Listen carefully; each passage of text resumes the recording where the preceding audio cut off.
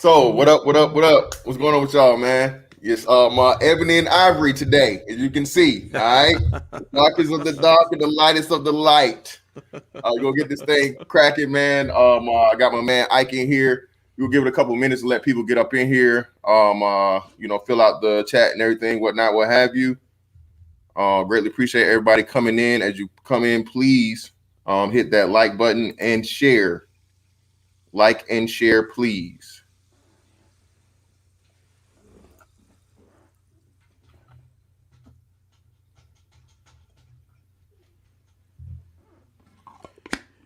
Is it some kind of holiday over where you're at? Or Yeah, for yeah. you? It's President's Day today, so it's a Gotcha. federal holiday. Got it. Got it. It was off for me either way, but my the kiddos and everything is out of school today. No mail, no banks, none of that stuff. So Hmm. yeah, I see. that good stuff.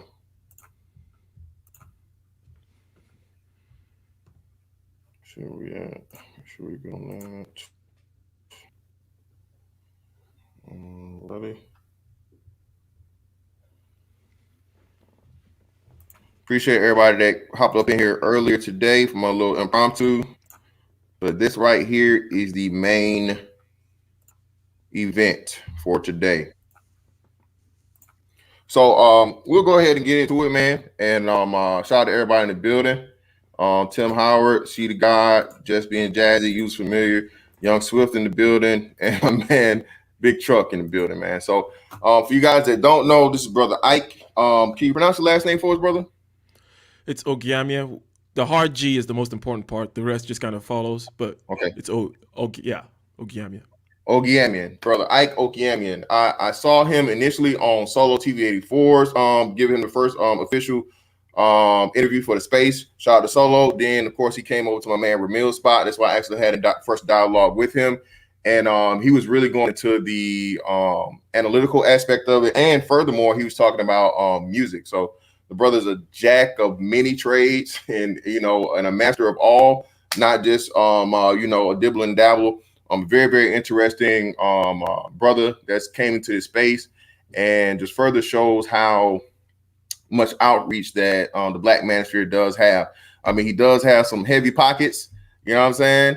Yeah, I mean, he definitely made a big name for his space and donating and proves again that Black men do contribute to each other and do help each other out from financially to him even granted me time on his busy day to do an interview with him. Shout out to my man. Y'all already got the money coming in. Thank you, Tim Howard, Big Money Ike. Most definitely respect Mr. Fantastic with the bomb interview this week. Appreciate you, brother. So, for you guys that don't know, this stems from interview or conversation that Ike joined on GC's channel, Game Changers 00100. Shout out to him earlier on in the week. And amongst the conversation, Ike said this statement about how, success is mindset. And far too often in the Black community, we don't have that. It's a lot of things here, or white supremacy this, and the white man that, and racism this, racism that, and all these other things. And Brother Ike, even though he's a prince, is royalty. She's your queen to be. Yeah, that's him, the real life African prince. Again, do not. I had to. His when he sent me the email to reply for this, man, my spam and phishing filters went crazy. Gotta be careful with these Nigerian brothers on these emails, man. But everything's legit. Watch out. He's official. So yeah, man, he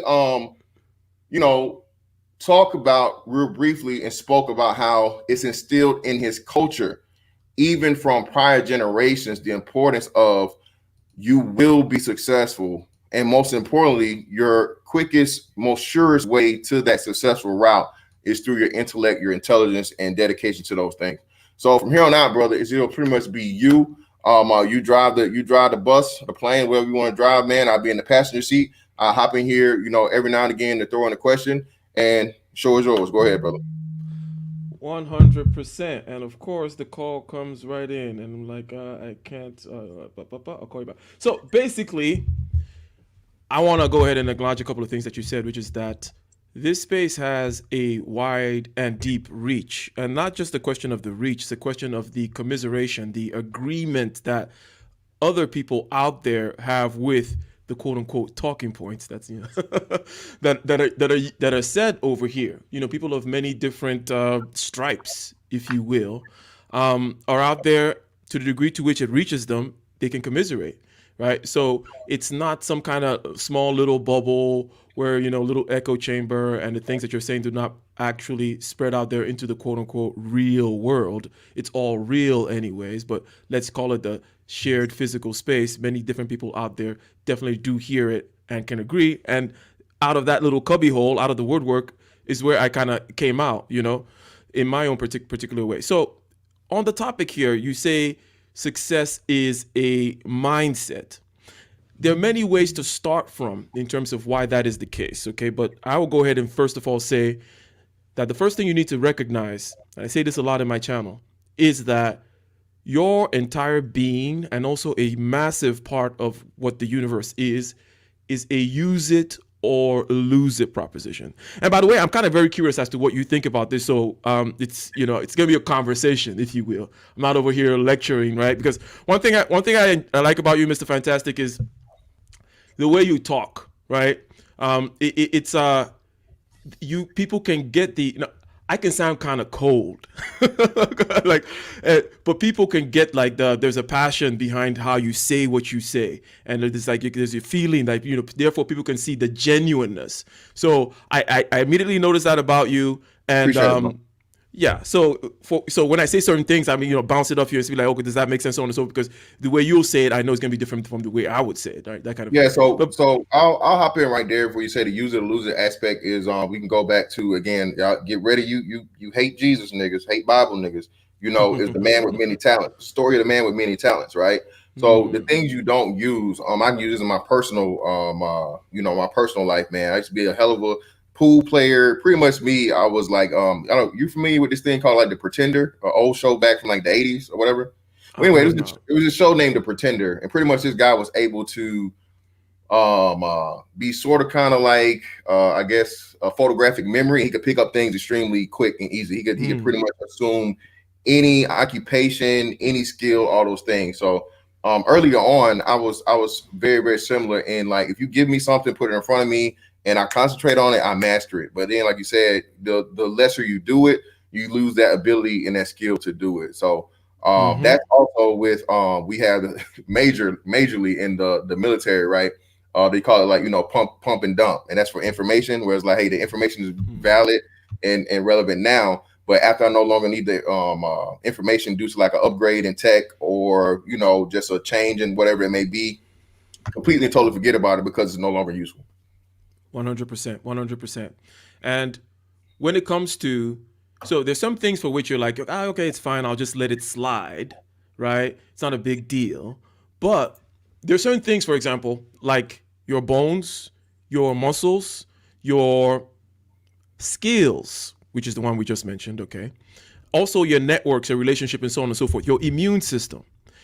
If you don't stress them, and the aspect here that is key is stress. So we're talking about success being a mindset. And I'm saying that one of the first things you need to realize is that everything, especially your biology 100% is that way, but there are also other aspects of the universe that are this way, and it's called entropy and so on and so forth.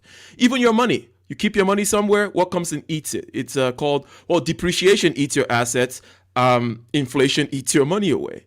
In other words, if you don't stress it, make your money work, for example, right? But before we get there, if you don't stress your bones, your muscles, your immune system, if you don't expose them to harm, that is, and I'm not talking about, and I'm emphasizing this here, stress, you need to be scared. In other words, if you're not afraid, if you're not in a situation whereby you think, well, will I be able to handle this? Will I be able to deliver on this project? Am I enough, right? Can I actually achieve these goals that I've set out for myself? If you're not in that position often, you're actually dying. Okay, it's the same thing as your muscles being put in bubble wrap and laid nicely in some soft pillow.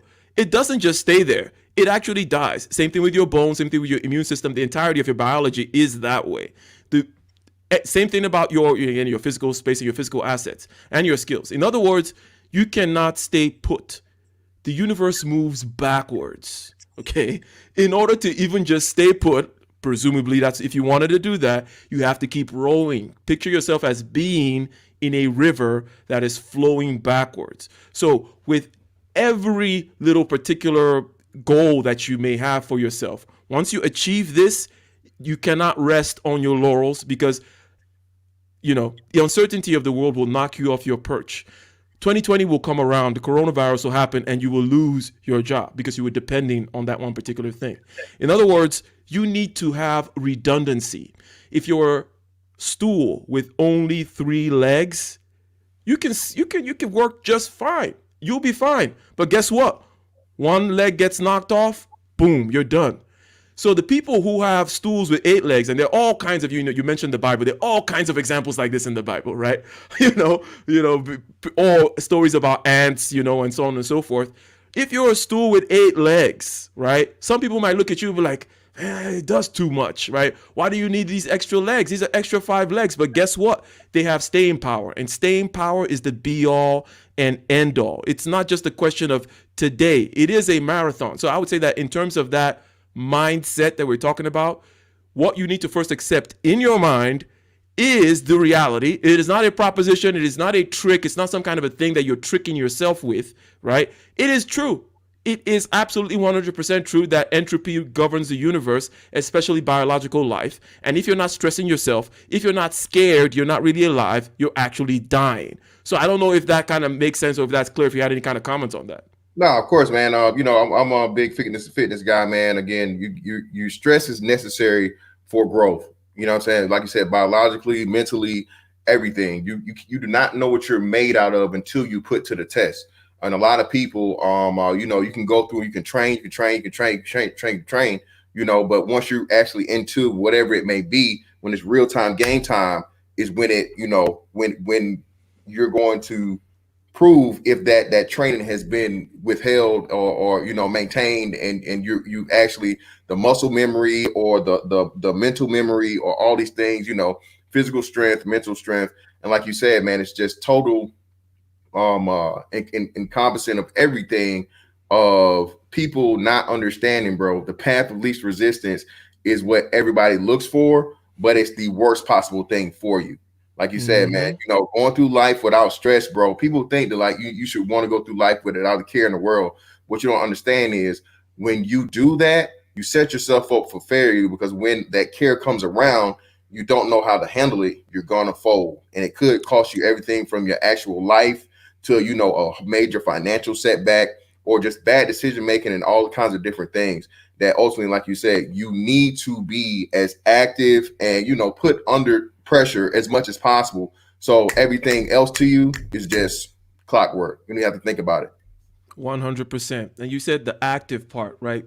So action is really the only way you learn things, okay? And what I mean by that is there are 2 kinds of knowledge that you can say. There's like the tacit knowledge, which is operational knowledge that you actually use to do stuff. And to the degree to which we're talking about succeeding, we're talking about action, right? We're not talking about what's in your head. It's about how you use it. So most things are like riding a bicycle is what I'm basically saying. About 99% of things are like riding a bicycle, okay? Even if it's very abstract knowledge, until it comes into some kind of a real situation in your life where you need to apply it, either as a decision-making process or as a way of, I take this wrench, I put it here and I pull it, right? Whether it's physical or mental even, you need to actually act in order to learn. So in other words, everything is like riding a bicycle, okay? And this just directly flows from that use it or lose it aspect. So you've already admitted to yourself, okay, that, I look at myself, bones, muscles, immune system, skills, everything. If I chill, I actually die. It's a concept called anti-fragile, by the way, because some things like, let's say glass, right? Glass is what you may call fragile, right? So if I take this little cup or something, right, for example, this is a fragile thing. You want to protect it. You want to keep it in a box that says fragile, so that the person shipping it does not go around throwing it all over the place. There are other things that you may call robust, which is like a brick. A brick, if you let it chill, it's fine. If you toss it around, it's fine. There is a third thing which we don't tend to think, because we just tend to think that these two things are opposite. We think the opposite of fragile is robust. But no, robust is zero. If fragile is +1, robust is 0. There's a -1 aspect, which is anti-fragile. In other words, there's something where you take it and you put it in a box and you write on that box, please shake it. You get what I'm saying? Please shake it. Otherwise, it's not going to be okay. That's what we are. We are that thing that you can't just put in a box and say protect, right? Or it's fine one way or the other. It actually needs to be shaken. Otherwise, it's not okay. Now, flowing from that is a fact also, perhaps tangential or perhaps in a parallel track, that the way you actually learn is through action. So you can read about bicycle seats, bicycle frames, bicycle helmets, bicycle outfits, trails in which you could ride, the best kinds of all kinds of things, the ways, carbon fiber versus this, that, and the other. You could be an expert on aerodynamics. You could be an expert in the way to tilt your head to make sure that you turn correctly. But guess what? Until you get on that bicycle, you actually don't know how to ride. And guess what? You're still going to fall. You're still going to fall. So the sooner you fall, which is that whole thing about fail fast, fail frequently, right? People think they're going to avoid the fall. That's a problem because we're talking about mindset, right? So we're first of all admitted that, hey, it's a use it or lose it proposition. But another thing that comes into mind is people are afraid, right? Which they should be, and which is good. If you're afraid, yes, you're in the right position. If you're scared, then you're really living, right? You're where you be, because that's where the boundary is. That's where you're expanding. That's what you're growing into. It's unfamiliar, right? But people get scared and then they think that they can avoid falling from the bicycle. So they go read about bicycle tires and this and that, or they go reading about LLCs and this and that, reading about what to do and filling their head with knowledge, not understanding that, look, the minute you step out and get on that bicycle, the minute you step out and start that business, you're going to fall anyways, right? So the sooner you fall, the better. And you can do these things concurrently. And this is something that perhaps, even in your military experience or just in your experience in life, you know to be true, right? Yeah. And it's very interesting where, people don't value or don't understand how important fear is. Fear is one of the very few emotions and things in life that causes an immediate response. You know what I'm saying? If you're afraid, fear and pain are the two things in life to where like you're going to react to it. You're not just going to, look and not be worried. There's literally going to be a physical response to something. If you see a bear walk in front of you, you know what I'm saying? Your heart's going to start beating faster. Your fight or flight, your adrenaline is going to automatically rush. It's like, hey, you stay here, motherfucker. We're going to die. So we got to do something. And it's for you to then, take the biological response and turn it into the actual physical response and do what's necessary. So like you say, man, people are afraid of that fall, man. It's afraid. And like you said, you use it is perfect using the bicycle analogy, right? Because, learning to ride a bike, man, that's one of the, I don't even know if they really teach kids like this anymore, but, that was one of the things where, you go out there with your dad and like, hey, all right, I'm gonna let you go. And you got to stay up. You got to stay up. You got to stay up. And the thing about it is, after you have a couple of the falls, it's cool and fine because, you're not 9 times out of 10, you're not going to break no bones or die or anything like this. You don't even care or worry about it. And you go from being afraid to doing the daredevil type shit. Man, I remember we had this hill. So it was like, you couldn't wait to find that big hill and go full speed ahead down as we could, man. I hit a mailbox at my grandma's house, bro. And I tell you, I literally flew like 30 yards through the air after hitting this damn mailbox, and I couldn't wait to get back on the bike and do it again because, it's just like, okay, well, I didn't die. So, and that's one of those things that people don't even understand, bro, is, the satisfaction of that fear or that pain or even failure at points, but it didn't destroy you. So it makes you callous over to be stronger. So you know how to approach it the second time so you don't make the same mistake. 100%. And people think that, generally speaking, when we grow up, especially within a society, we're not growing up in a jungle with a pack of wolves. We're growing up in a society, we actually get softer. People think, oh, I'm a grown man. I was like, no. The grown man is less likely to do that thing that you said. Get on that bike and go for it. And it doesn't have to be physical danger, but they're scared of doing something less dangerous, like starting that LLC, right? Going out there and, gathering up some money and doing something about, or taking on a second job, or getting that particular skill, or just even working extra hours. They're scared of it. They're not going to break any bones. If they fail, nothing special is going to happen. But when you were a child, you were willing to do it and it was fun. We forget that that thing is actually fun. On the other side of fear, right next to it. We know why we like watching people doing that tightrope walk and all that kind of stuff. We know that the edge is where the fun is. There is a statement that go out on the limb because that's where the fruit is. The trunk of the tree is the safest, right? You hold on to it, but you're gonna die of starvation. If you don't walk out to the limb where it's a little shaky, you're never gonna get any fruit. And that adrenaline that comes with that fear, that's how you know you're in the right place and you're doing the right thing you need to be doing. So this comes down to risk. Okay, if we bring it down again, we're talking about the mindset. You got to use it or lose it. You got to take action because you're going to fail anyways, right? And that's the only way you learn. And the risk also comes with that. The risk that you took trying to do that jump. The same kinds of risk you need to take with your skills, with your networks, okay? And I say networks all the time because networks also has to, because in the economy, in the world of business or so on and so forth, or just marketing or your self-image or whatever, expanding your networks is absolutely key. It is also key to your mindset in the sense that if you're the kind of person that always goes to, you go to the Black Southern Baptist Church, that's all you do. You're not gonna understand that there are universal problems out there in the world to which you can apply universal solutions. In other words, they're universal patterns. If you leave there and go to a Korean church, for example, start hanging out with Mexicans during Thanksgiving or something, you're gonna start saying, these people dress different, they talk different, and so on and so forth. But the same damn problem in my church is the problem that I see over here too.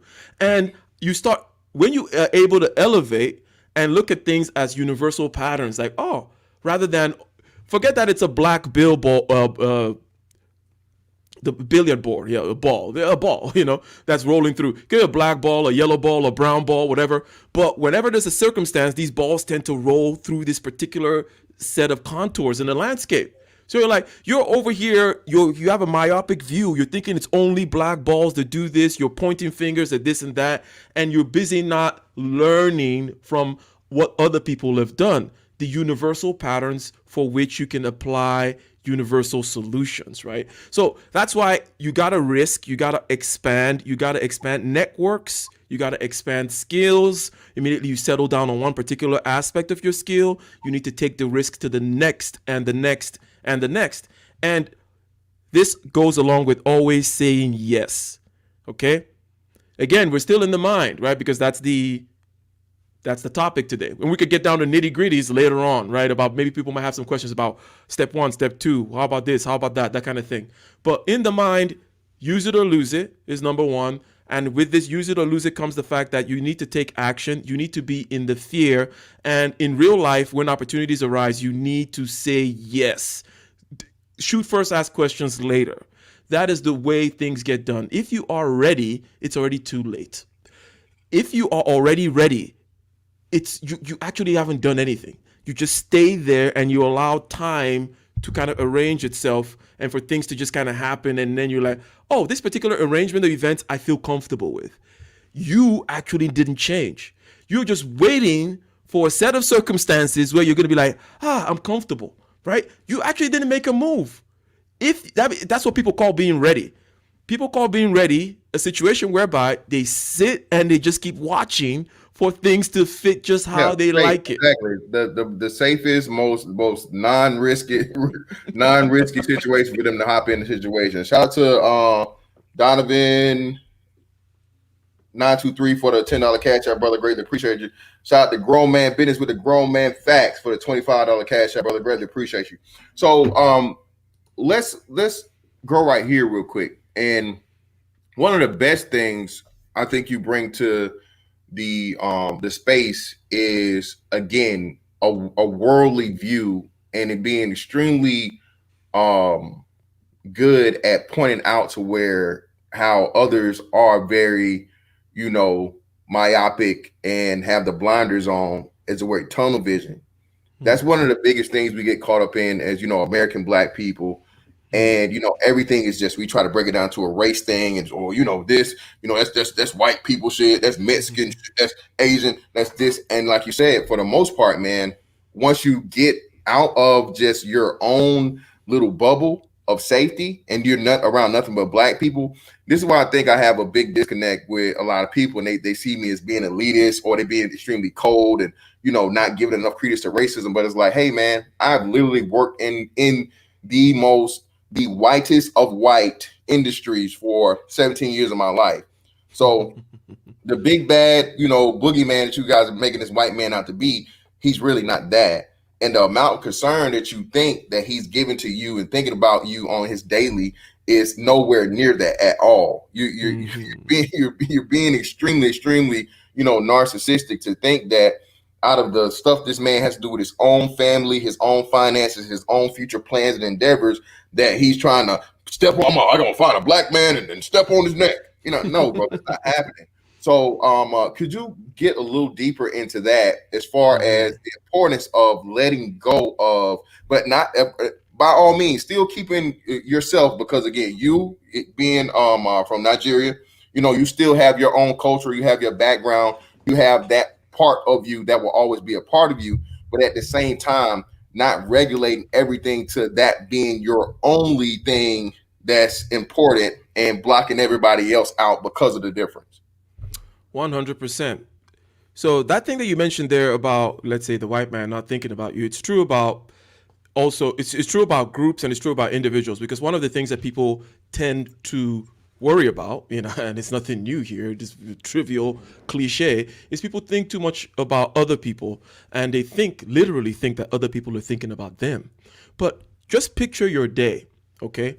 You wake up, you I don't know what happened. Okay, maybe in Texas today, for example, and also in certain parts of the West Coast, in Portland, for example, snowstorm. The internet is out. Maybe some people don't have hot water that morning. Okay, just have very small local things that are happening. Okay, so the person wakes up, no hot water, right? No internet. Okay, maybe he has a back pain.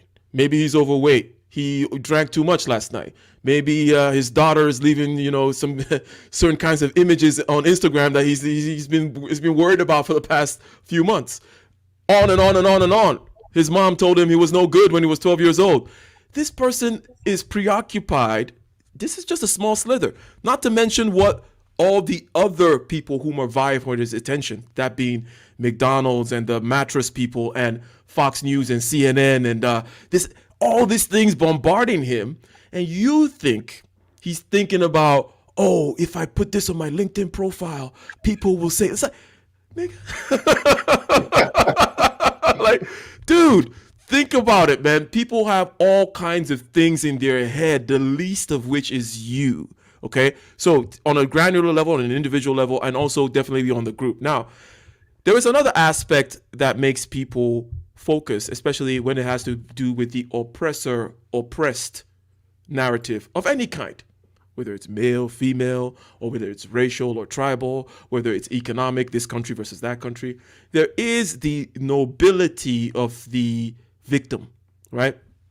That feeds into people's ego, right? It's not a real nobility. It's actually quite disgusting coming from somebody. If someone with my mindset finds it ridiculous, because it's patronizing. It's people treating you like a child, and we see this in all levels. Okay, all levels.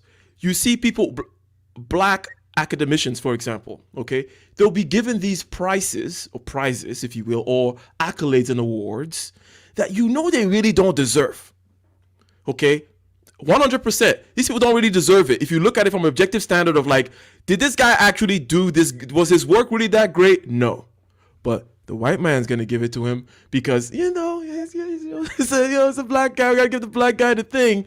Is that the kind of accolades you want?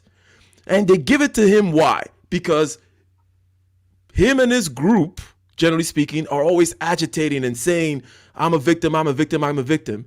People therefore start treating you like a child. Shout out to SKC in the house. You mind reading this question? Yeah, go ahead. Questions. How much does culture affect a successful mindset? Can culture dull a successful mindset? If so, such cultures can such cultures be avoided? Yeah, so this is the general aspect, I would say, okay, in order to escape any particular pitfalls of any culture, because just like, look, any definition, any thing that you can say has a characteristic or a nature is a box, if you will. In other words, it has blind spots, it has limitations. Okay, square box, round box, octagonal box, whatever. It may be good for this, boomerang shaped box is better for that. But in other words, there's nothing that is good for everything. Therefore, the thing that we mentioned earlier about expanding your networks is the key to be able to rise up. Think about it as mixed martial arts, right? Some people are like, oh no, kung fu, I do my this and my forms and that. But mixed martial arts has shown us that, look, you gotta be able to take, from the Brazilians via Japan, your ground game, right? And also the wrestling game, from the wrestler people. Okay, you gotta take your striking game from the people who have perfected that, right? Floyd Mayweather, boxing type stuff. Okay, cool. And then you got to take your kick game from who are those guys? The Koreans, kickboxing. Kickboxing, exactly. Thailand.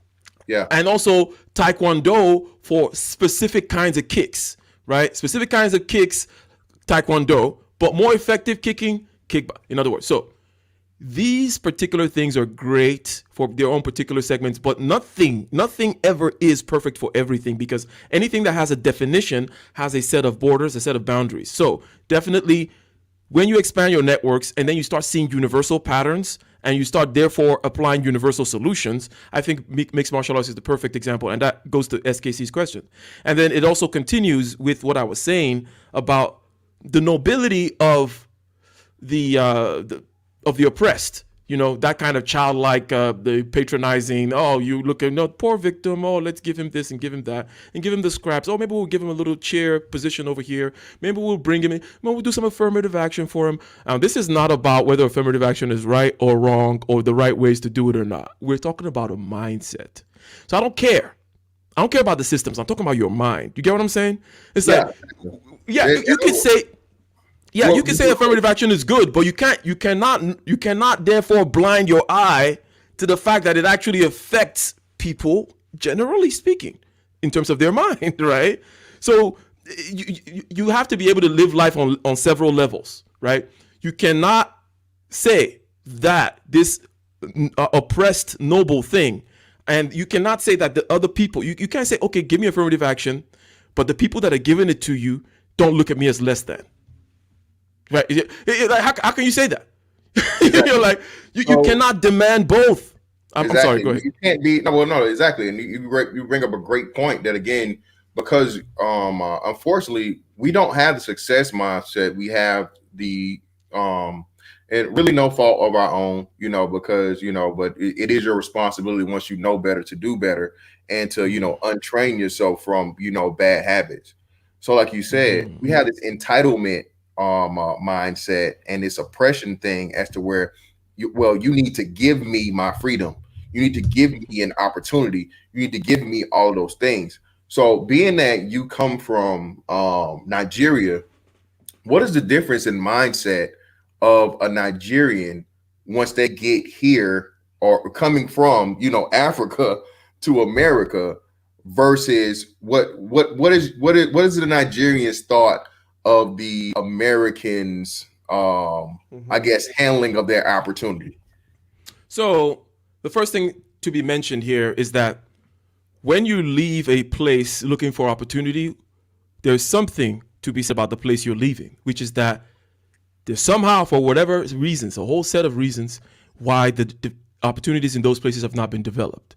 In other words, I want to quickly inoculate any of the kind of tribalistic feelings that come up when people say, how can you say this? How come you haven't done that over in Africa? It's like, yeah. You know what Trump said about shithole countries? Yes. Yeah. There are many shithole countries in Africa, right? Shithole for many reasons, okay? Otherwise, people will not be coming over here, okay? You could talk about the fact that, recent independence from under colonialism. You could talk about also the fact that military dictatorships, which tend to just go in there, inflate all the assets, pocket all the money. You can talk about all kinds of things, tribalism, unnatural bringing together of peoples, on and on and on and on, right? So let's put that aside, okay? Now, this person has come over here, okay? What is his mindset? This is someone who's coming out of a jungle. This is a fox coming into a hen house, in other words, okay? And when the fox comes into the hen house, he's like, what are you guys complaining about, okay? The fox is coming from a place that is closer to nature, which is jungle, right? Nature, red in tooth and claw, inequality, ridiculousness, craziness, poverty, and inequality of a kind that you can't even imagine, right? Exactly. So when he comes here and to a place, because there are three things, there's nature, and then you have freedom and also equality, okay? When you come to a place where there's more freedom and equality due to a political project that has been well on the way, right, doing things and through science and so on and so forth, you're going to see all the opportunities in front of you, and you're not going to be agitating for rights, because rights is that whole freedom and equality side of things, okay? You're not in the life, liberty, pursuit of happiness is enough for you, in other words. You're not talking about, well, my right to be a fat bitch and not for anybody not to say anything about it. My right to feel comfortable, my need for a safe space, and my right to feel like, like I need to see other people like me in positions of power, and people, all these kinds of, in the mind again of that fox. You need to imagine that. This guy's coming out of the jungle, okay? And people are talking about, well, I need to see more people like me, or how about how I feel, or how about my self-esteem, and how about my... You're just like, whoa, look at all the hens here for the picking. Like, I'm just gonna go and start killing these hens. 1, 2, 3, 4, 10, 50, 10,000. That's the mindset, okay? And that's why a lot of immigrant groups, not even just Nigerians, you take Indians, for example, right? Yep. So it's a question of immigrant mentality, a particular kind of immigrant coming from a particular place, which is a place which is less westernized, a place which is less freedom, rights, and equality oriented. When they come, they're like, it's almost like they've been driving with the handbrake up this whole time, and they come into America and it's like, boom, the handbrake is down, and they're like, boom, they just run through it. So it's not so again, that is the main difference. And I say, okay, if the natives over here in America want to learn something from those people, it is, they are actually taking advantage of real opportunities. The Nigerians, the Koreans, the Indians, they're not making up opportunities, right? They're not just, they don't have a special Nigerian tree where they go pluck them. No, it is the same opportunities that are there, okay? So real quick, let me hop in here, because this is what I often hear about the immigrants, be they from Nigeria, be they from India, Asia, Arab countries or whatnot, what have you. Oh, they only send their talented 10th. There's only the best of them that get to come here, and all these other things. What's the validity in that?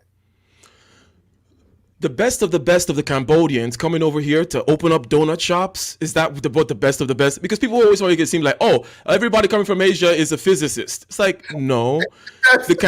If you go to Orange County in the United States, they come here and they, if it's a Vietnamese, they have these pho restaurants, okay? And these are the kinds of things where the families are working and staying together in that little place, and the grandmas and the cash register and blah, blah, blah. These are not microbiologists and nuclear physicists, okay?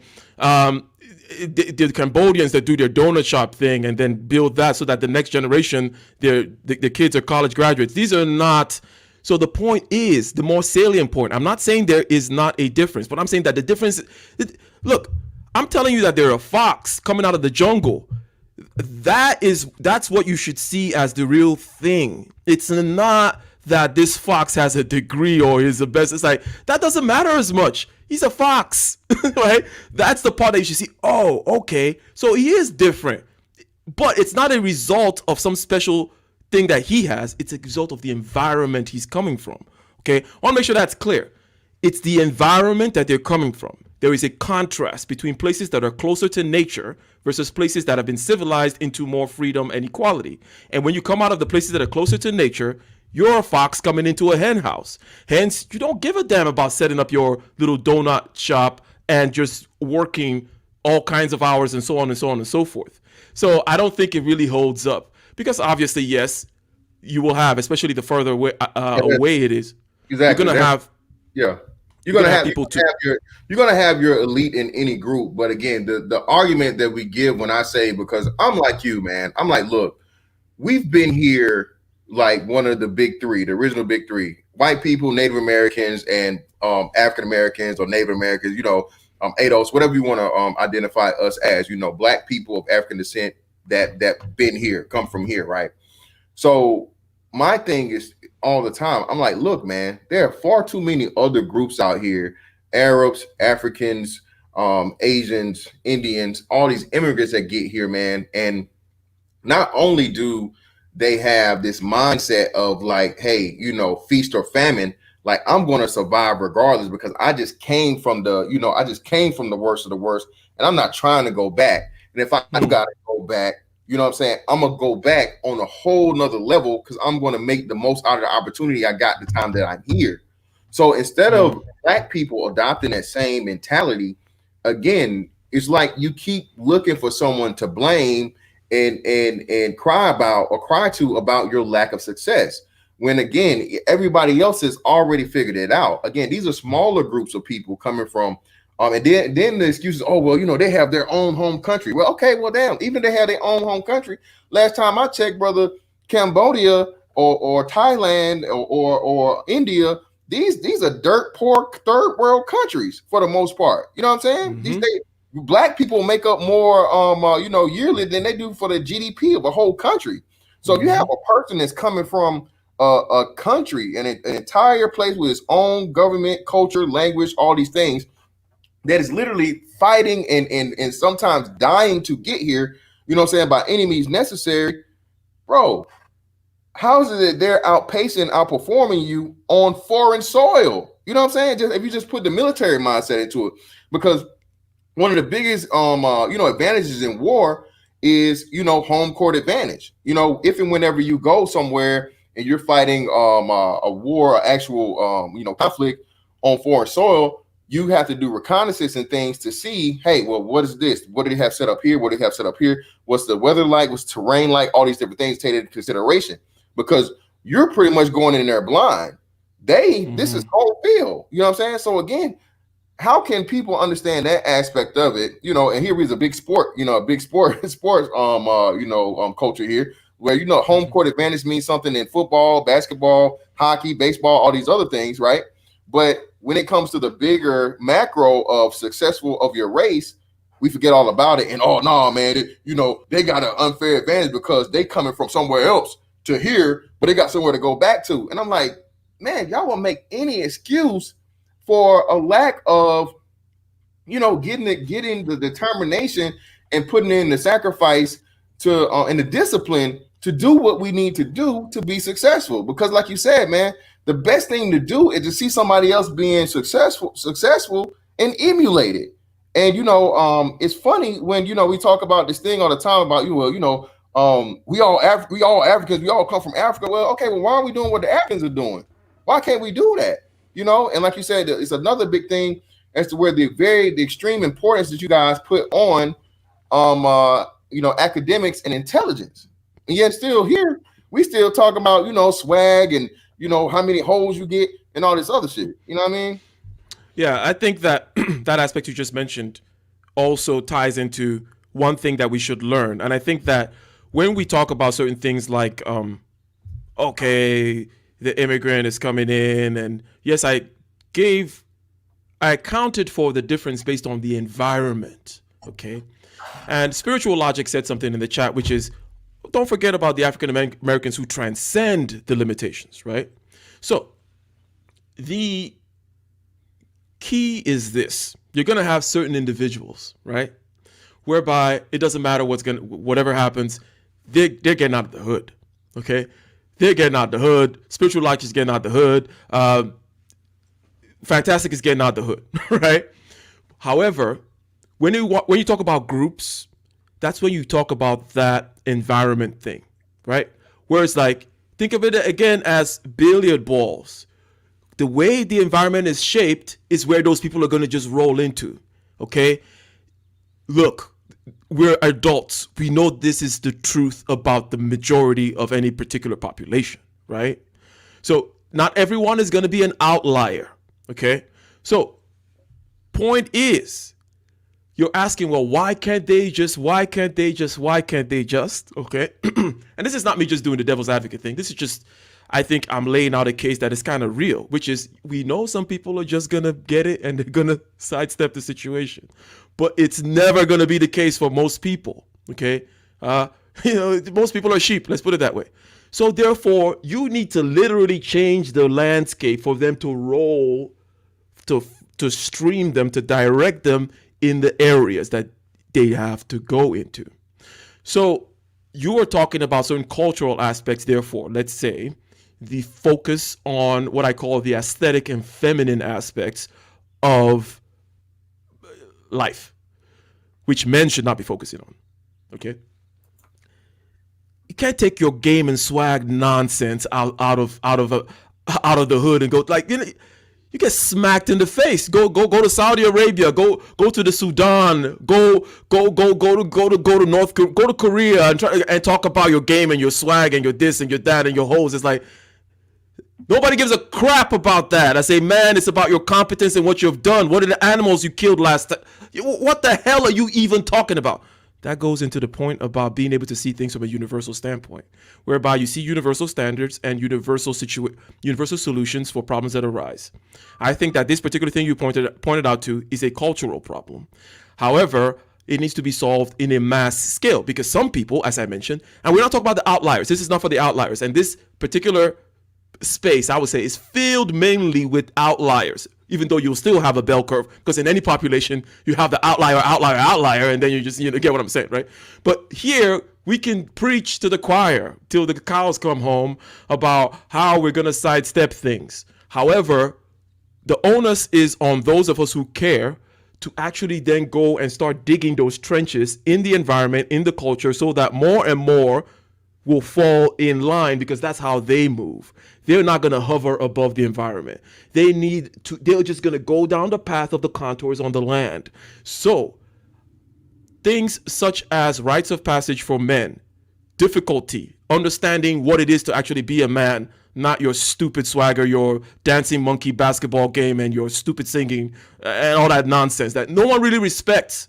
Okay, I'm telling you, all over the world, no one really respects that shit. Okay, it's good for the hood, and put on your Jordans and you get your silly fat hoes or whatever. But no one gives a damn about that stuff.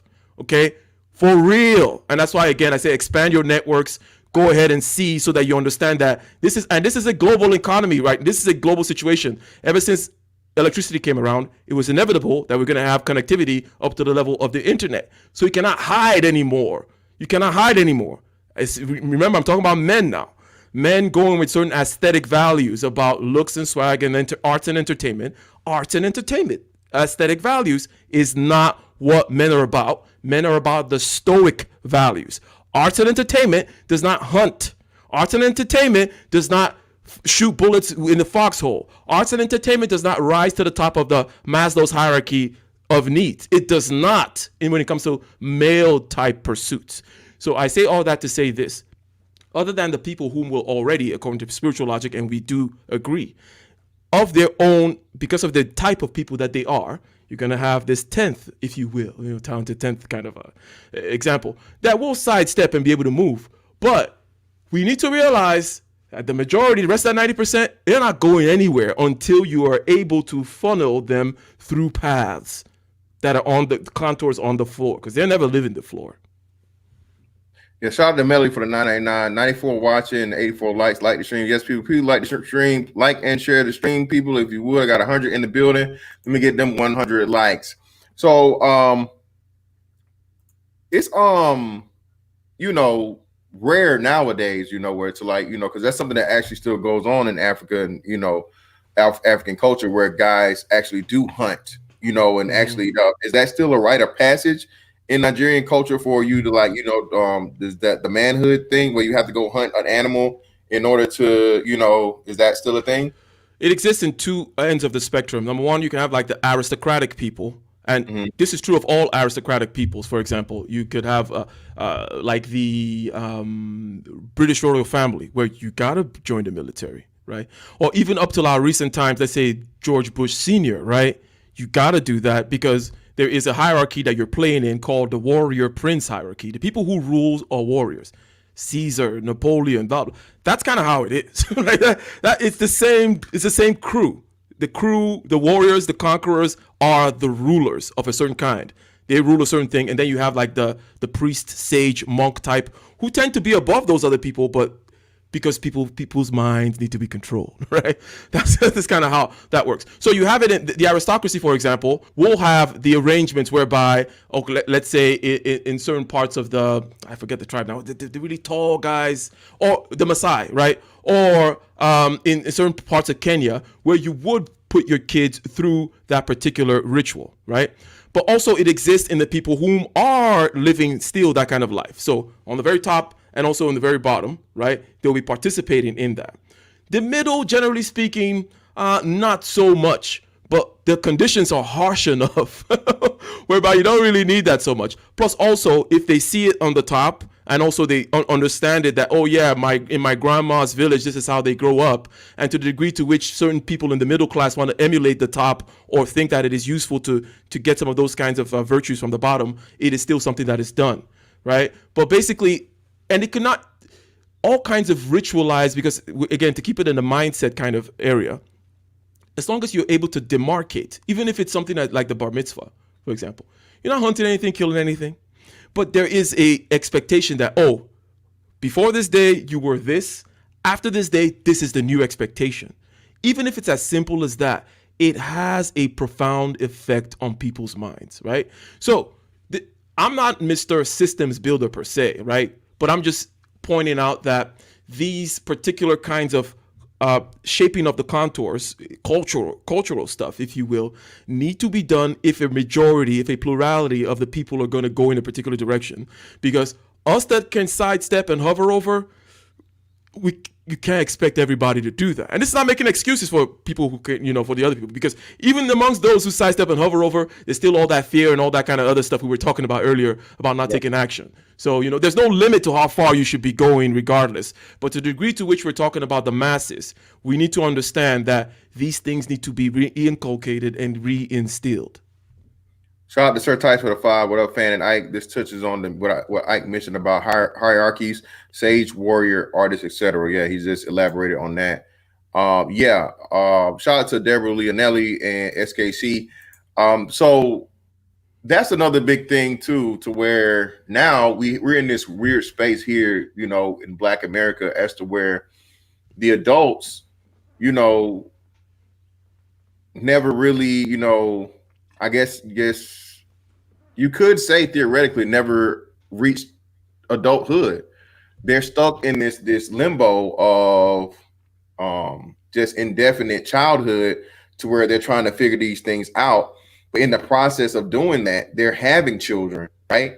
And so now you have children raising children, and nothing is ever getting learned because you don't have those points of demarcation where the adults come to the child and say, hey, at this point, 15, 16, whatnot, what have you, especially for the men and the boys, as you say, because again, the men are the hunters, the men are the warriors, the men are the leaders, the men are the sages. You know what I'm saying? The men build and create societies and everything that we use. Okay, women are important, but again, if you want a society to exist, it cannot exist without the man. Okay, he's going to be the person to do all the work, to the physical work to get it done, and he's going to draw up the just lost it, the architectural like plans and whatnot, and map everything out also, or the strategy for whatever's going to be built.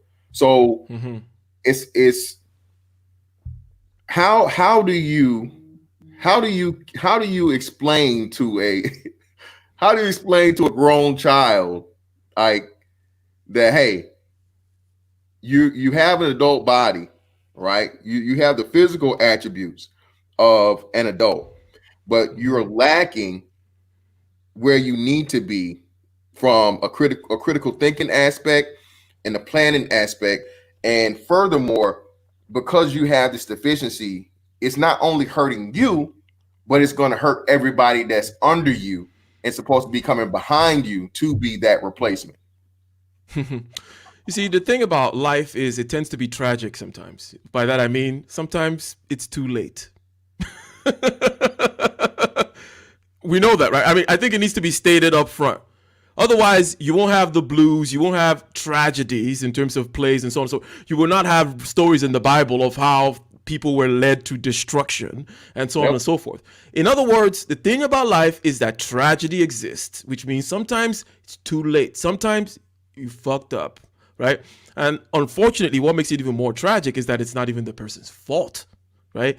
That they grew up, without a certain, maybe without strong masculine presence. Okay, the society, all kinds of things happen. We don't want to, or we don't need to. I would say because we can, but we don't need to reiterate certain things, which we know very well in this space in terms of how things tend to happen, right? However, okay, how can you at least try to rectify and correct? I would say that to emphasize discipline, and you have to do it through structures again, because you could just tell the kind of person that you can tell, and then they'll do it. They're already doing it.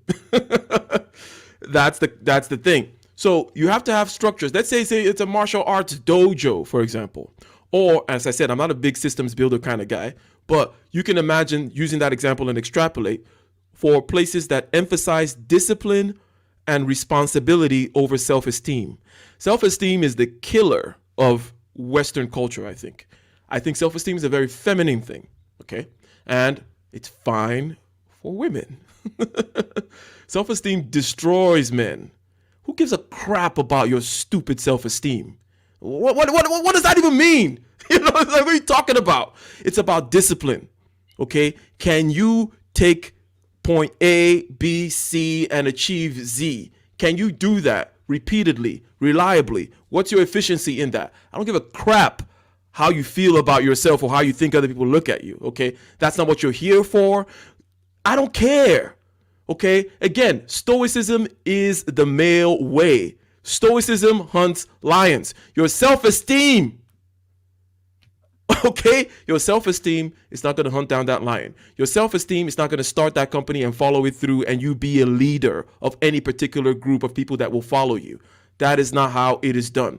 So I would say that putting people into certain kinds of practices, and I use martial arts for example, because when you get hit in the face a couple of times and get slammed, it'll really show you where you are, and it'll show you what's important. And it's not about how you feel about yourself. Okay, can you dodge that punch? Can you take it? Can you, again? So difficult things, which goes back to our initial point of use it or lose it, right? You need to be stressed. You need to put yourself into difficult tasks. Now, these particular people, they're going to have to do it within a structure. You need to put them in these kinds of structures that expose them to difficult tasks, that emphasize responsibility and discipline, and completely remove from their stupid heads this whole thing about self-esteem, because it'll destroy you as a man.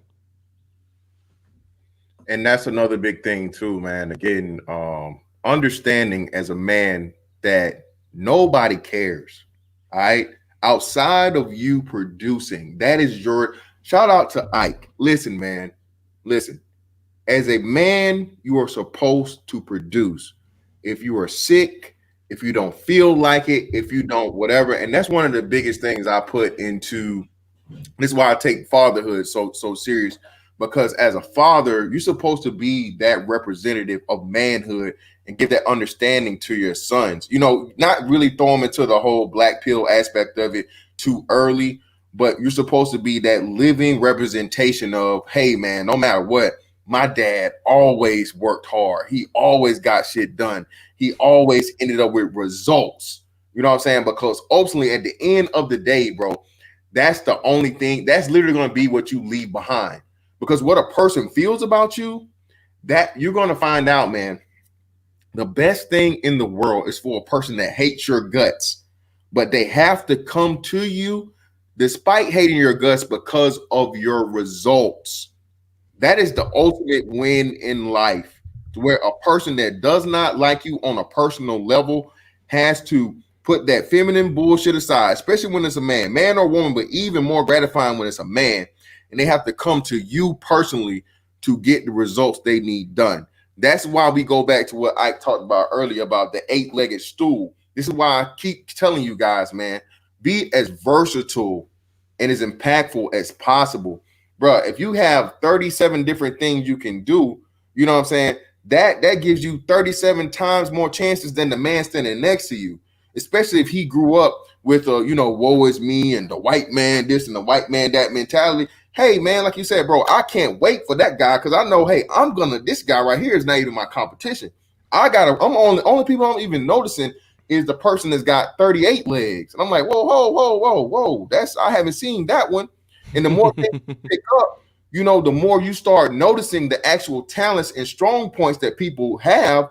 That way you can either try to acquire them yourselves or have a counter to it, or learn the deficiencies in the one thing that nobody knows. Is like you said, you keep using the dojo reference, which is perfect, where the master taught everybody everything but one move, and that one move is the one move that nobody can ever defeat. That's why he will forever remain the master. So yeah, man, this conversation is just so fucking bomb right now. Shout out to my man Saint Supreme for the 5. And yeah, man, that is. I want to say something real quick because I think that it is key in the minds for the purpose of the structure of this particular conversation, and also because someone is asking certain questions in the chat, and this is about what is success, right? And I'm not. When I answer this right now, trust me, I'm not doing the bullshit thing about it depends on what you mean by it. What I mean is this. Success for Einstein is not the same thing as success for your local pharmacist. Success for Jesus is not the same thing as success for, let's say, one of his disciples. This, what I just said right now, it is super critical. It is super critical. And I'm not just saying it's whatever you want. I'm saying that you have to take into account, first of all, the actual ground truth, the capacities of these particular people, and also their psychological types. Some people are going to be Mohammed, and they're going to conquer, Northern Africa and a lot of Southern Europe and all that kind of stuff. Other people, it's not even in the cards for them, okay? Yep. So, having said that, success, just as the stream says, is a mindset. What do I mean? Everything about what I've been saying. Success is use it or lose it. You know when you sit there and you're letting your skills and your muscles and your brain atrophy. You know when you're afraid of starting something. You get what I'm saying, right? Success is all those things we've listed. Jesus had to do it, and he's going to do his Jesus stuff. Einstein has to do it, and he's going to do his Einstein stuff, right? Muhammad will do the same things. In other words, not let things atrophy, always expand, always move into the fear, right? And they will achieve these different ends, right? But success is the mindset about these particular ground truths, which I said, which is, number one, use it or lose it, always take action. You need to move towards the fear. You need to always expand or you will die. Those kinds of things. That's what success is. The particular ends have to do with context and also your particular capacities and psychological makeup. Shout out to Deborah Lee and Nelly for the $2 super sticker. Thank you. Yeah, and it's a great point too, man. Because again, you can literally have twin brothers, and they have two totally different walks of life. Like you said, there is a minimum standard across the board of where, again, a man is expected to be a producer, But again, like you said, a producer that's a guy that's a metalsmith, right, is going to be totally different than the architect, the guy that can actually build a house. You know what I'm saying? So their level of success is not going to be the same, but at the at the lowest point, it is both going to be production based. Okay, 100%. And the thing is, these principles apply to if the ironsmith is being lazy and not learning how to use that new thing and not going out there and getting more clients, even though when he knows he should. He is not being successful. Same thing with the architect or the engineer, and he's not getting this new particular software, not hiring new people, not expanding himself. He's not being successful. In other words, I think people like to get caught up in external markers. Okay? That's I understand. Number one, it is a psychological type, okay? And it's just like what I said to you earlier, which is that I'm big on psychological types. One of the first things I mentioned is that, hey, I like the way you talk, Mr. Fantastic. The way I talk tends to be different. I am a very abstract person where I just kind of keep things I talk about things from the foundation or from the inside out, right? So it doesn't matter what the external markers are. Take, let's say, Kevin Samuels, High Value Man, for example. People are like, but 100,000 or the next. It's like, it doesn't matter. It's what it takes to do that. The fact is, and he's talking about a particular hierarchy, which is the hierarchy of the merchants. He's not talking about sages, okay, because that's a different thing. He's not talking about warriors. That's a different thing. He's talking about commerce, which is not crazy to be talking about in a capitalist society, right? As a matter of fact, the modern political project, a big part of it was taking over the princes and the priests. We know, right? Hey, priest, go away. Hey, prince, go away. We want capitalism, freedom. In other words, we want economic type of things to happen, right? So to be talking about those kinds of markers in the society we currently live in is not crazy. But really, it is what they call, let's say, the work ethic or the Protestant ethic, right? Which is about, frugality, consistency, being true to your word and following through. That will lead you to make that amount of money for that certain amount of time. People want to talk about external markers all the time. It's like, it doesn't matter. It's saying, hey, can you follow through? Are you consistent? Are you frugal? Can you produce? Simple. Exactly. Shout out to Isaac Salma. Salute to Miss Fantastic Ike Ogiamien. Just getting from the gym. Keep up the good work. Keep up the good work with you too, brother. Kill them in that gym, baby. Make that shit bang and clang. So damn, they kind of stole the thunder, man, because they had you answer the question before we got the thing. But I guess it's kind of good. We're at an hour now anyway. So so for Ike, what does success mean for Ike specifically? As Ike as an individual, what is success in Ike's world? Mm-hmm. Mm-hmm. So it has to do with, and this is the part where you need to be true internally, okay? Now, I didn't even talk about all the mastery of subjective consciousness, which is absolutely necessary, which is a big part of my channel, right? Big part of what I do is you need to master yourself, okay? You need to master your subjective consciousness, the feelings in your body, the image in your head, and the talk in your head. You need to create the observer so that these things are not controlling you. So you don't have a situation where the tail is wagging the dog. You need to observe anger rather than be in your feelings and in your head about anger or sadness or anything.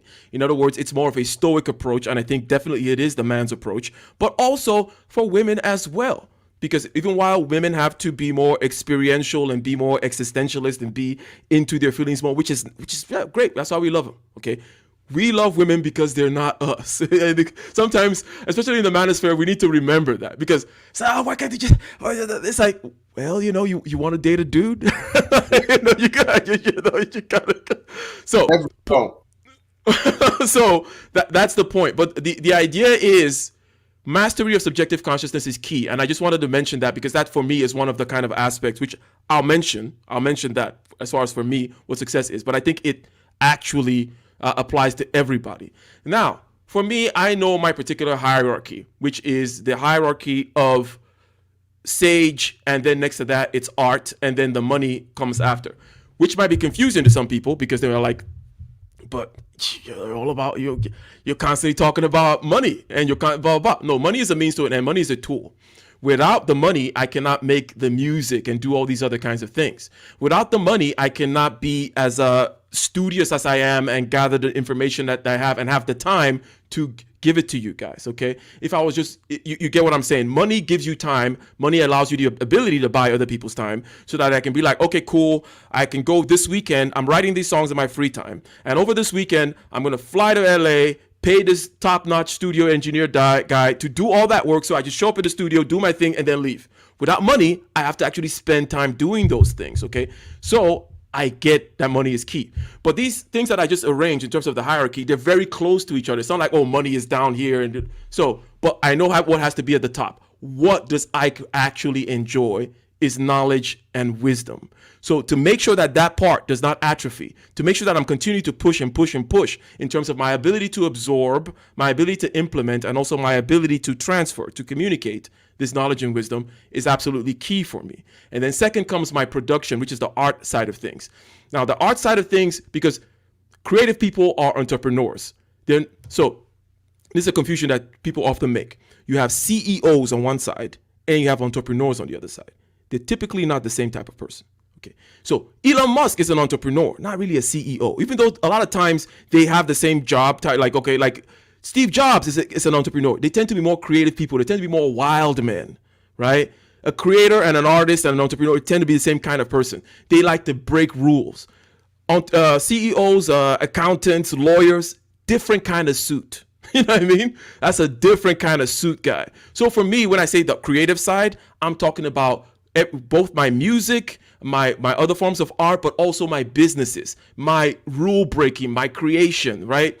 And then the last aspect is you need to look into yourself and find out the acres of land that you need to cultivate. Okay. In other words, only you know the acreage that you have. I have one video that I said, look, the person that has 1 acre and completely cultivates it is happier than the person that has 50 acres but only cultivates 25. Externally, people will look and they'll say, hey, you got 25 acres. You're the big man on the block.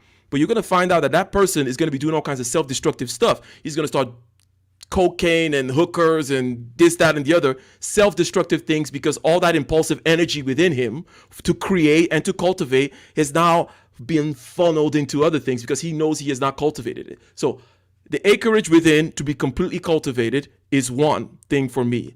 I know the acreage within because I master my subjective consciousness. And then my hierarchy is basically sage, wisdom type stuff. And then the creative aspect, which again includes businesses, music, all that kind of stuff. Just being able to create and disrupt, generally speaking. And then below that, making sure the money is there, which is the foundation. Shout out to Mike. Shout out to John Jones. Again, man, you got to be careful, man. Like you said, when people get highly successful, and like you said, you have too many pots or too many irons in the fires. They used to say back in the day. You can't get quite carried away, man, and get sidetracked because you're scatterbrained. You're not focused on one purpose, and then, like I said, instead of the 1 acre, and you're able to focus on the 1 acre and figure everything out with that and fully cultivate it and get the most out of it to maximum capacity. You're over here, you're over there, you're over here, you're over there, you're over there. And I think people at times lose the the importance and the advantage of starting small, quote unquote, because more and more you perfect something. You want to be a master as many things as possible. You don't want to, because if you're the more skills you have but you don't master, that means you have to go to somebody else in order to gain the knowledge and improve in that. But if you take your time and you master the things and you go from this skill to that skill, not meaning by all means just completely and totally do this one thing for life, and then but at the same time don't try to do 20 things at once. Do 2. Don't try to do 50 things, do 5. Like you said, that and understanding yourself and at the same time giving that stress, but not being reckless and giving yourself a feat you cannot, that can be failure. So that can be the road to disaster, is putting too much on your plate to something you never ever be able to actually accomplish or succeed in, because now you're spreading yourself too thin, so to speak. But we got my man, Bro Truth in here, bro. What you got, Bro Truth? Hey, what's shaking, man? I just came on the panel to get some of that brain energy from Ike, man. Trying to siphon off some of that IQ, man. You know what I mean? I think I come into the panel, man, get some brain cells refreshed. But yeah, man, like how's it going, guys? You guys are really definitely up here building, man. Like for real, man. It's very inspiring. I just wanted to get your opinion, Ike, on the I guess the importance, or let me think about this. I mean, how can I phrase it? One thing in my personal life, one thing that I've struggled with is, basically over preparing, right? Especially when confronting a scenario or a new mountain, a new challenge in life, right? If I'm going after a particular certification, or if I want to learn a new subject, I typically want to go balls deep, learn everything, and basically be extremely knowledgeable before making that step, right? And Yep. I think a lot of people probably suffer from that, right? The part, what is it? Analysis paralysis, right? Mm-hmm. Now, I know with certain professions like a doctor, right, or anyone that's any type of job where somebody's life on the line, or they're operating heavy machinery. The requirement of knowing what the hell you're doing, and knowing and having that knowledge is extremely important. Would you say that? Would you say that principle sort of carries over to business in any kind of way in regards to like ensuring that you're setting up your business correctly and ensuring that you have everything in place so that way you don't have to worry about the IRS coming knocking on your door later on? I would say no. I would say no, 100%. You're like, only a very few things are like doing surgery when you're not prepared to do surgery. And I think most of us and most circumstances would not even call for that. You know what I mean? Oh yeah, I was hiking with a buddy of mine and something happened and his leg got cut off, and I had to do this thing and there was no one I had to do. It's like, oh yeah, if you end up in that situation, well, hopefully, let the best thing happen and so on and so forth. But in reality, you're not like, oh, let me just hop into this operating theater real quick. So what I'm going to say is a couple of things. First of all, let's start for the motivation of the paralysis by analysis. The motivation is really fear, and fear is not something to be ashamed of. Fear is there. It's like stage fright with a performer, right? It's there for you. It's there to elevate your senses. Okay, it sharpens your external perceptions. It also sharpens your internal perceptions. And then it floods you with adrenaline so that you can take certain actions, which the system, your body, doesn't know what you need to do, right? It just knows, hey, here's some extra juice, right? I don't know what's about to happen, but I know you need to do some stuff, either fight, run, something. Here's some extra juice. So fear is good. However, the paralysis by analysis is not good.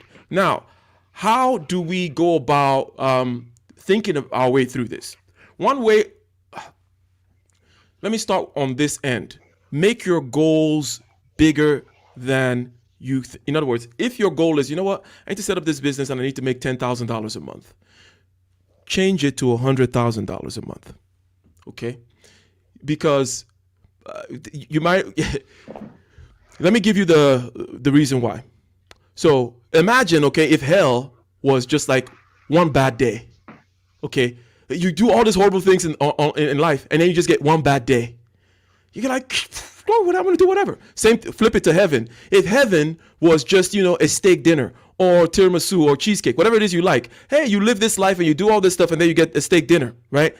That's in other words, in order for us human beings to be motivated to actually take action and to overcome fear and other base drives, the reward has to be massive.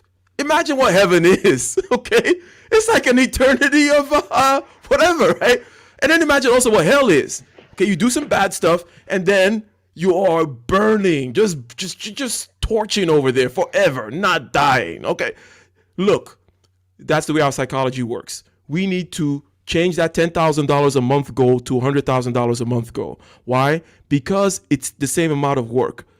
Ask yourself the question, is there $100,000 a month out there in the market?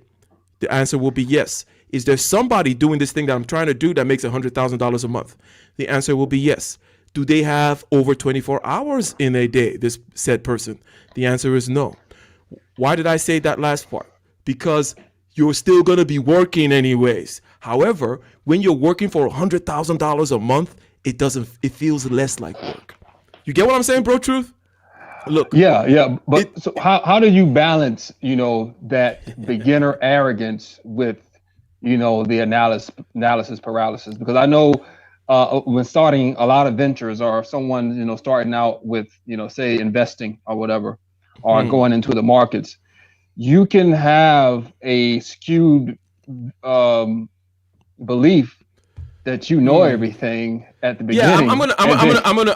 I'm gonna say that when it comes to the kinds of things you're mentioning, like investing, for example, Yeah. that's a different kind of risk. Okay, but that's a different kind of risk with less control on your part. You know what I mean? However, all of them involve you failing. You said, how do you balance? No, you're gonna run it face first into a wall, and you're gonna flatten your nose, regardless of whether it's starting a business where you have skills like a plumber, or you're going into investing. But the investing one, I would have to say that for someone like me, I think that you need to have already done certain things first. In other words, investing needs to be done with an overflow from things in which you have more control. Let's say, for example, you started that plumbing company and now you've expanded to, you have 10 plumbers that you're hiring, and now you have this big overflow. That's when you invest, because it also reduces the sting and it reduces the fear. Yeah, but I guess I'm referring to like at the start of someone coming into some money and they want to invest in, say, a real estate, right? Or say they want to put some money in the market.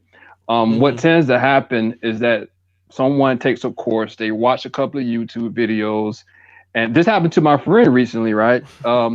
He just recently hopped into the stock market, trying to capitalize on the recent economic growth, and he was doing good. He started out, clocking dollars, man, but he didn't have any type of risk management strategies. He basically was just throwing his whole account into every trade he hopped in, and he lost everything. Yeah. So that it's like attitude, common sense, right? Really, what you're saying, right? And this, bro, truth. Yeah. It's common sense, and the different people have their ways of operating in common sense, and it deeply has to do with psychological types. You have some natural. I'm sorry. Did someone say something? No, I think my Bluetooth has it screwing up. But no. What I was saying, that attitude, I think, is prevalent especially at the beginning of a new venture. Like you think everything. Some I almost don't even know what to say about people doing things like that, but you got to know your psychological type. I'm a natural risk taker, but I also know that I have very strong intuition, right? And I just kind of know the kinds of risk I'm willing to take, what I'm willing to lose, and I can kind of use my nose and my antennas to move around. Gotcha. Different people, let's say if you're more of a CEO or accountant type, you're gonna probably do more technical analysis, right? Someone like me, it's more like fundamental plus just kind of throw it into the wind. And then if you're a CEO type, you're going to do more technical analysis, and you're going to have a system. You're going to be sure. You're going to know when you take out profits, blah, blah, blah. Like you said, he did not have the risk management thing in hand, right? So technical analysis people following these patterns that the charts show and knowing exactly, okay, this is what I put in, this is when I take profits, following a discipline, comes down to discipline again. If you don't do either of these things, then of course stuff's going to bite you in the ass, right? But my point overall is that regardless of how good you are, either with your intuition or with your technical analysis, you're going to fail regardless. You're going to fail regardless. And I repeat that thing about making a big goal. When you make the big goal, you're going to fail. You're going to make these small failures. If you have the same small goal, you're still going to fail. But it feels a whole lot better. You have a whole lot more juice. You have a whole lot more tailwind to pushing you if you have that $100,000 a month goal. Plus, you also know, practically speaking, that when you shoot for the stars and you fail and land on the moon, a lot better than just landing on some palm tree somewhere because you were just shooting for the top of some building, right? So I think that the psychological hack, since we're talking about mind frame here, is always make your goal bigger than you think it needs to be, because you're still gonna be working. It's still work. It's still work. I don't care if it's working at Wendy's or working as a CEO. It's still work. It still sucks. Might as well go for the big cheese. Absolutely. I can't agree with you more on that point, because I think, especially us as Black men, we have been conditioned to expect less and to accept less. Hell, let's look at our dating choices, right? We're basically expected to put up with the bullshit and put up with 200+ pound chicks, right? We're expected to work at UPS all our lives, throwing boxes, and use our manual labor instead of our intellect to achieve success. So yeah, I can't agree with you more, man. Like, I think every brother should adopt that mindset of, you know, I'm going to the fucking moon and Mars, like straight up the next galaxy type shit for real. I don't want to hog the panel, man. We'll up next. Yeah, it's on Hope next, man. Appreciate you. Shout out to Eddie Adine for super chat. Go ahead, Hulk is on you. Yeah, what's up, man? Y'all kicking it today. Salute, Mr. Fantastic Ike and everybody on the panel. Salute. Look, y'all said it all. I don't have much to add. I just came up to be a part of the ambiance up here. So I'll jump in. I'll give mine to SKC. Okay, my man SKC, man. It's got to be a good one. SKC done hopped on the panel, man. Shout out to SKC in the building. Go ahead, brother. The floor is yours. Hey, what's going on, man? It has been quite a while, but I guess I can pull me out of the darkness, so I can bring him back in. No, man. It's a good conversation. The whole thing about having the successful mindset and whatnot. I did have a few questions for Ike and also the panel, if y'all entertained it. Yeah, most definitely, man. Go ahead. So,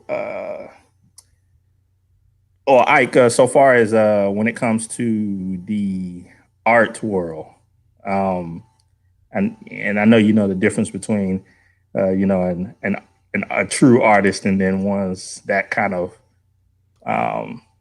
migrate around them or whatnot. But when it comes to that artist mindset, so far as success, what do you define that as for yourself? For me, I say that having the time is key. And time means you need to be able to buy other people's time, which means you need to have a way of funding your art. So you could be Da Vinci and you have the, was it Leonardo, whomever had the Medici family funding them, or in the past where, you're just that good that you have some sponsor, some benefactor, so that you actually have the time. Same thing also goes with, being that sage type, the philosopher type, a man of leisure, a scholar. Scholar means leisure too. In other words, in order to do these things that require you sitting down, smoking a pipe in front of a fireplace and thinking and coming up with works like that, you need to have some kind of an undergirding. And it has to come from somewhere else, in which case you're going to play some politics, right? You're going to do some networking in order to be sponsored by them. Or in my case, you have a lot of energy. And let me put it this way.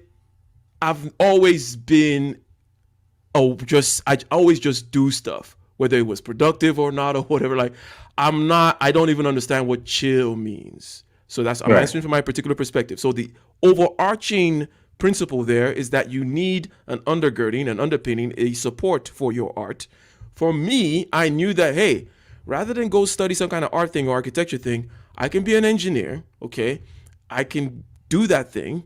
I can then get some more soft skills, blah, blah, blah, blah, blah, so that I can continue to do my music and other forms of art that I do, write a book, do my philosophy thing, so on and so forth.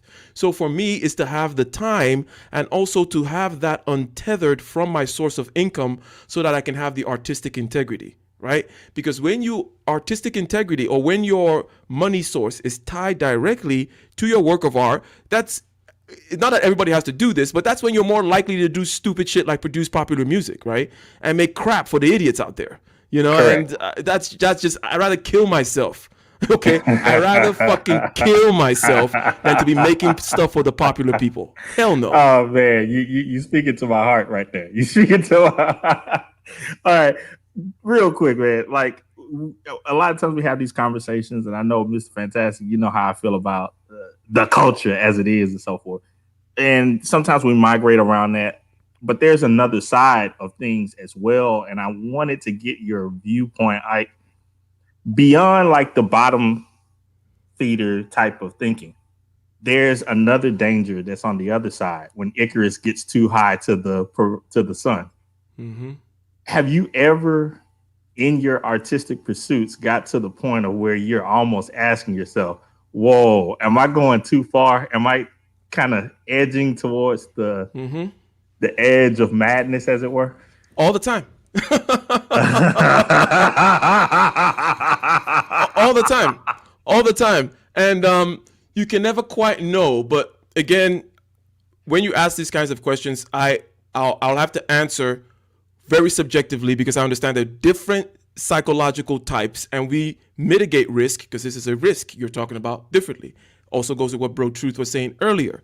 My type, I depend a lot on intuition.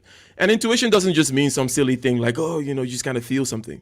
It is a way of, it is a frame of mind, a way of conceptualizing, whereby you can recognize forms and patterns, and that's how you kind of view the world. So you can kind of almost see a certain kind of pattern and realize, okay, maybe I need to shift this one to make it look like, and it's not always very conscious. Okay, not always very conscious. You just kind of, okay, maybe I think I need to pull out from this particular investment right now. Going to Bro Truth's point. But generally speaking, when it comes to, let's say, because I consider it to be a creative endeavor to start businesses, and it is true, the openness is the psychometric parameter with which you judge this particular type, right? Artists and creatives are open, and also they are entrepreneurs. All entrepreneurs are open, because it takes a certain kind of person to not like the box, right? Interesting. To want to break outside the box, right? So for me, my principle of going towards the fear all the time always will lead me to a certain point where it's like, crap, have I gone too far? Then if we take a particular example, my risk mitigation, for example, in certain instances, is to have a concentric ring of people around you, the core, first of all, which hold you accountable, right? Uh-huh. And it may just be one person. It may just be one person, but one person that could be like, hey, bro. Yep, you're going too far. Yes, and this person, obviously, you need to be able to trust them. In other words, they need to be at your level, or perhaps even above. If you can find someone above your level, okay, there are different parameters that you can judge above or below at. This person has to be at least above you on certain relevant parameters, right? Maybe you're above them in other things. Maybe you're a better creative than they are, but they're a better blah, blah, blah. In terms of personality types, they may be a better a thinker, but you're more of a intuitive, whatever it may be, right? But someone right there whereby they can hold you accountable is key in that little first ring. And then you want these other bigger rings, which tend to stop you from, they prevent the incoming attacks from the social sphere. Let's say, for example, controversy, somebody coming in and trying to sully your name within an organization, for example, because let's say you're a rule breaker, which an artist is, right? And you're breaking these rules. But if you're breaking these rules and you're an asshole to everybody, you're not going to last long. You get what I'm saying? Correct. But if you're breaking rules and people like you because you always deliver, you have a reputation and so on and so forth, any kind of incoming attack within that landscape where controversy may arise, which is the social landscape, it is going to land and it's going to die. Because people are going to be like, SKC? Whatever, man. Why are you always coming with negative stuff? SKC is cool. I don't care with this whatever thing that he did. Because people tend not to care. People don't care as much as you think they do when it comes to your rule breaking or your stretching of this or whatever. And I'm using a particular aspect now in terms of rule breaking because I think it's more visceral and people can understand it. Okay. Therefore, if you have somebody that can keep you in check, and then also you've cultivated quite actively these concentric rings of people that can protect you and make sure that things that are trying to come attack you die. That for me is one of the ways in which I have a systematic approach towards risk mitigation. Interesting. Now, I'm not trying to hog the conversation. This is my last question, Mr. Fantastic. It's for everybody. It's actually starting with you. You don't have to name the person, but actually, let me just take the person completely out of it. Give me the most important one quality for you as a man. For me? Yeah. Just for manhood, or just dealing with just for Mr. Fantastic. Period. Trust, man. Trust. Ike? Interesting. I think this goes very deeply into the personality types. It's interesting that Mr. Fantastic would say that, because I think it also goes very well with his personality type, which I commended earlier, which is the type which also makes people trust him, which is you can see a genuineness in him, and it comes across in the way he communicates. Me, on the other hand, the way I communicate, and it goes hand in hand with the kind of thing that I like. For me, it's what I call openness, which is a willingness to contend with the deepest, darkest, craziest truths about yourself and also the landscape. In other words, someone for whom I can say the craziest things about what's in me or what's in them, and they're like, yeah, you know, they're not gonna be like, oh no, not me. I could never think about being a serial killer chopping off people's heads. Not that, but you get what I'm saying, right? That kind of deep openness, willingness to contend with ideas, that it is for me. How about you, bro? Truth. I would have to say stoicism, really. Basically realizing that as a man, you have to get shit done regardless of how you feel, right? The sun doesn't fucking, stay set or, not rise because it doesn't feel like rising, right? There's a law of nature that occurs. Everything basically operates by that law of nature. I think we sometimes as men allow different emotional states and ego get in our way from getting shit done and accomplished. But once you adapt, not to say that I'm perfect with the shit, but once you adapt a mind of stoicism of it got to get done regardless, you know what I mean? You pretty much setting yourself up to win in all scenarios. Hulk. Yeah, Hulk on you. Yeah, I would say honesty, because to be honest is basically, if we're not honest with ourselves, every perception of everything else will be jaded. Because people lie, people deceive, and we can't even know ourselves if we're never really honest with ourselves about, or honest with anything. So I would just say honesty. And who is that? Cyber.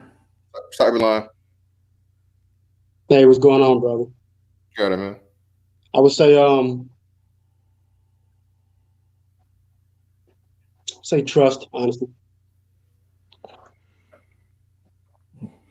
Yeah, shout out to 668 for the 5. It's impressive to see men on a panel just exchange ideas for the edification of each other. I think this is what is needed mostly to grow. Appreciate you, and you hit me again. Ike, with everything you were just talking about, how does culture help with that? Can it be the cost to keep something? Excuse me. Can it be the cost to keep someone intact in the right way? Hey, what about you, SKC? You haven't answered your own question. Oh, I just asked the question so I could identify everybody that's on the panel and keep my own stuff secret. What about you? What you trying to run away from your own question, man? Yeah, I was just playing chess with everybody, so now I know how to come at everybody later on. So what would you consider to be the most important trait of being a man? For myself, humility. There's always going to be someone greater, someone that has better skills. And then also kind of like how Hulk was saying with the whole thing about honesty. I think that individuals that have too much pride don't have the ability to be honest with themselves. Sometimes, like Mr. Fantastic said, about trust. Okay, sometimes you have to have the humility to trust individuals or to trust yourself, as in the principles that you're going to stand on. Same thing with what Ike was saying with openness. Sometimes in order to be open, you have to have the humility to let yourself be vulnerable about certain things. When you said stoicism, Brother Truth, it's like a lot of things when it comes to stoicism, you have to do a lot of self-reflection. Well, how can you self-reflect if you can't have the humility to understand that you need to take some time to meditate on your not only the strengths, but also your weaknesses? Mm-hmm. Mm-hmm. Yeah, amen, man. Amen, dude. That's real. Maybe I could address real quick what Mr. Snuggles, the infamous Snuggles that goes around not quite saying whether he's male or female or where Oh, it came man. from or nothing like. Interesting character. Something, a book will be written one day about this person or whom or what they are. So basically, I think that I'm going to answer the question because it's a general question. I'm going to answer it in a general way. Culture is like an invisible atmosphere when it is intact. And this is something that I have found to be earlier on was a point of contention between myself and my interactions with, let's say, African Americans specifically, because that's where culture tends to come up. Okay. Now, they would say things like, oh, like, don't you care about, they would say things, for example, like, oh, that they care about the culture, or they would consider culture to be certain kinds of external things like this particular festival, this particular dress, this particular kind of thing, right? Yeah, it's about the culture. Let's teach our children about the culture. And when culture is intact, you don't see it and you don't even talk about it. You know what I mean? It's like, it is the external atmosphere. It's like fish in water, or it's like you in the atmosphere. You're just breathing it in. It's the way you are. It is the way everyone else is and how they interact with each other. You don't sit around and talk about it. I'm not saying that, okay, I'm just using this particular contrast as a way of describing what culture is, right? So it's not like somebody told you, oh, well, as Nigerians, you got to make money, right? No. No one ever says that. It just is. It's just around. Everybody sees it. Everybody does it. It's inculcated in the ways people talk, the things that they assume, and so on and so forth, right? That kind of a thing. So culture keeps you intact. Quite following the particular analogy, because it was part of the question. You know how if you leave the atmosphere, right, certain, the less rigid parts of your body would explode because there's no atmospheric pressure is what's keeping you together right now, right? There's approximately 14 pounds per square inch. Every square inch of your body right now, there's 14 pounds pushing you, keeping you together, okay? When you go out of space, you just kind of blow up, okay? It's like you're being squeezed by the fluid, which is air, okay? Keeping you intact. Without culture, you can get kind of disaggregated and dissociated. First of all, you need to kind of find out these values, right? Which should just be invisible. You're just swimming through it.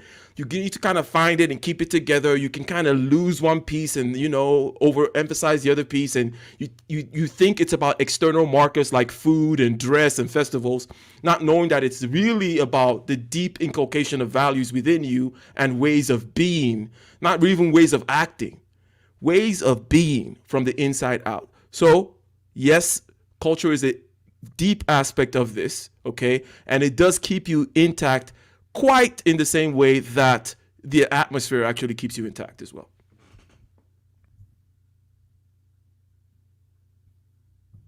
Okay. We got my man Cyberline in the building, man. Cyberline, what you got to bring to the discussion, brother, or questions or whatnot?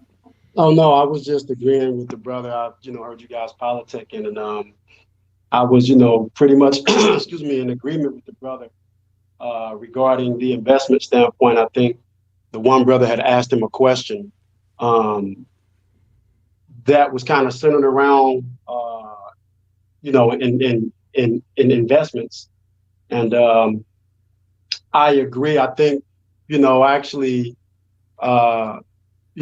To be honest, more so from the investment standpoint relative to business, I think a lot of times individuals just have to actually get out there and they have to do it. And I also agree that, you should leverage those things, specifically from the financial investing standpoint. You should be able to do those things based on some of the risks that you've taken, so that you can do well, and then you utilize knowledge to gain an advantage or to enhance your position. And in terms of that, it's interesting. I was invited to brother Chaos Reigns show yesterday about the the cryptocurrency fiasco. I mean, not the cryptocurrency fiasco. The GameStop fiasco, and I shared a lot of knowledge with the brothers. when I heard, Brother Ike say what he said, I'm totally on board with that.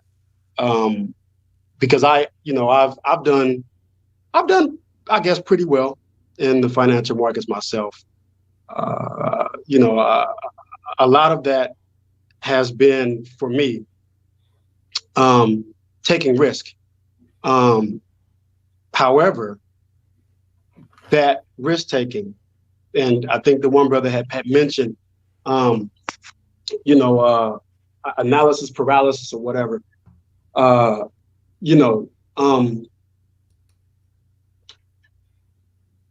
You can take calculated risk, or you can take increased risk, and you can decrease some of that risk based upon being prepared, but it is still risk. And like Brother Ike said, you just kind of want to get out there and you want to do it, and just do it, but understand, more and more so what you're getting yourself into. And I love the way Brother Ike just kind of beautifully laid that out and expounded upon it. I see a lot of people regarding that one aspect, that's why I kind of joined on. A lot of people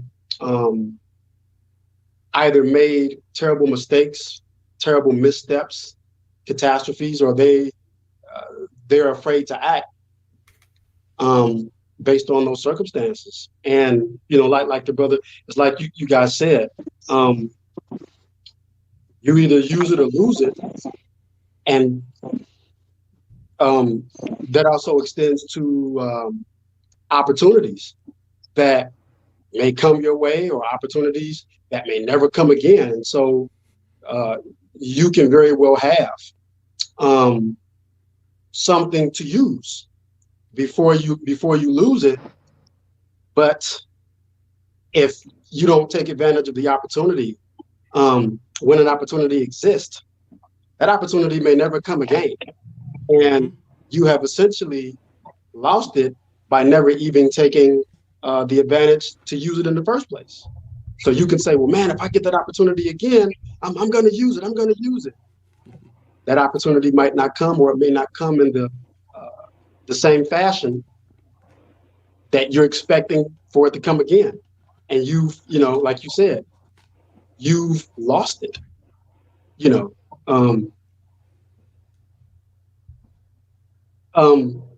That's what I want to say, and add that to the beautiful things that Brother Ike has said, and just encourage people to, from the investing standpoint,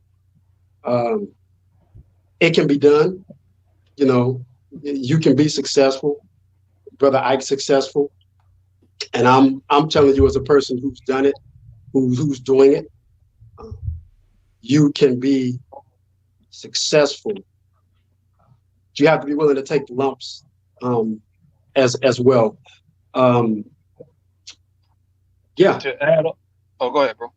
Well, no, I was gonna say, if it's okay, I want to share something. I guess don't normally do this, but I want to share something, if it's okay with Brother Fantastic, Yeah, to go ahead, illuminate Brother Ike's point. Is that okay? Yeah, not a problem, brother. Go ahead. So forgive the lab. I'm here in the lab. So because I'm actually working on a few things here, and I got my technology kind of all over the place. So forgive me, but I'll put something up here for you guys. Here, I'll just turn it around. Turn it around. So let me see if I can reverse this thing. He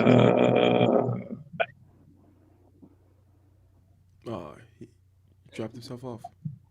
But yeah, what just to build on what he was talking about, it's just in regards to investing.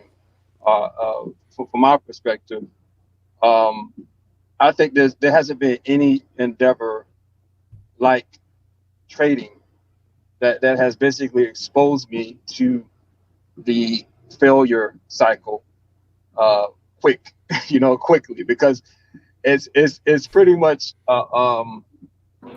it's an environment where you have to be used to taking risks. You have to be um, used to pulling out of bad trades. It basically refines that risk tolerance, and also refines your ability to do a risk analysis prior to putting up capital. Um, and I'm eternally grateful for the money that I lost. Now, it's initially starting up. Now, it hurt like fuck. Don't get it wrong. Don't get it twisted. And it definitely I lost a considerable amount of money. Learning how to trade, and it's still cheaper than $100,000, basket weaving degree or some fucking degree in sociology or whatever the fuck. But I consider it to be tuition, right? Because I've learned valuable lessons, and this shit is like seared into my medulla oblongata, because that money loss hurt like hell. That failure was a massive learning lesson, and that's how I look at every failure from now on. Like even trades that I take, now that I journal every trade, I can look back in my journal and see, okay, what went wrong? What was I thinking about this trade? What forced me to take this trade? And I actually can see in real time my thinking process as to why I'm failing. What was the scenario that made me pull the trigger on this trade? Did I go outside of my normal processes and procedures? You know what I mean? And that whole process right there keeps me on a refining spiral up, right? So I can literally, figure out what's working, figure out what's not working, and retool, my risk analysis, retool, my position sizing, and doing all this basically, it basically gets to a point where my failure rate is reduced. Right now it's, because I'm tracking every trade, because I'm doing the journaling, because I'm actually, ensuring that my position sizes aren't over 5% of my account. I'm actually on an upward trajectory, because I'm putting the safeguards in that were not there initially. I had to learn this shit through failure. Yep, had to fall. Right. So sorry about that. I had wanted to turn my camera around, but like I say, forgive me. I'm in the lab working. But to the point that brother said, I don't know if you guys can see this clearly, but oh, there you go. So this is the lab, everybody. I got my server running back there and stuff like that. But to the point that this brother has said, this is to validate. This is one of my portfolios here. And like the brother said, this has been kind of a bad week, right? And like brother Ike has said, you have to just kind of get out there. I believe in example and speaking by example. I'll zoom this in for you people so you can see that. I don't know if you can see it because I'm looking at it through the thing. That was up a little bit more. I'm at 180%. It was around 200+%. Yeah, we can't really see that, bro.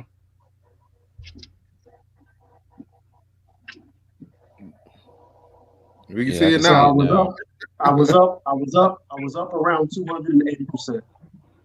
And that's because this past week, anybody who invested in the market, that there were some bumps. So it can be done, it's possible. And I stayed away from the GameStop stuff and all that. And that doesn't include options. But you know, Brother Fantastic keeps it real, and that's why I love his show. And he has brought a brother like Ike on here who has kept it real. And you know, is what these brothers are saying. It can be done. You know, these are the various investments, but and you can see there's a lot of red in there. There's a lot of red that I have, testament to what that brother had just mentioned. You know, there's a lot of red, a lot of red. But that's a testament that it can be done. Yeah. And to what these brothers have said for the most part is that um, you have to use it before you lose it. You have to take advantage of the opportunities uh, before you lose the opportunities. Absolutely. And real talk, bro, that applies across the board, but nowhere as much as in the markets, right? Because you every day there's an opportunity to make massive amount of money. Every day there's an opportunity for you to lose massive amount of money. The only thing that's, you know, basically puts you on the winning side is your processes. Your processes refined through repeated failure. Like I never would take a bullish trade unless it's the price action is 50 over the 50% moving average. I have confirmation of that the trade is basically going back up from a bearish retracement pattern. I have to have confirmation. I have to ensure I have my stops in place.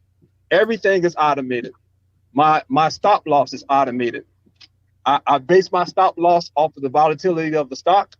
So everything is basically true to every single instrument I'm trading, right? So I'm not going to have a stop loss based off of a regular percentage. I'm going to base it off of the actual volatility of the underlying stock. So everything has a formula to it. Everything has a process. And it wasn't until repeated failure, the money loss, where I had to sit myself down. And this is where that honesty come in at, right? That's where the humbleness comes in at. That's where the stoicism comes in at. Sitting myself down, like, look, are you going to continue to fuck around and lose money, or are you going to become pro? And one book that helped me out tremendously, I think Ike did a show on this one day, was Stephen Pressfield, The War of Art. Mm-hmm. Amazing book. I've read it and listened to it several times, and that book literally changed my view on getting shit done. Yeah, I wanted to add something real quick.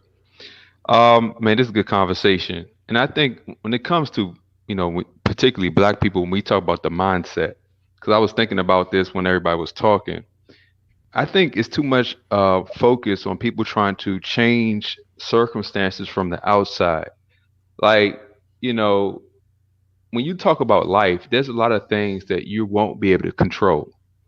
You won't be able to control what other people do. You won't be able to control what family you're born into, their social economic status, and all these things.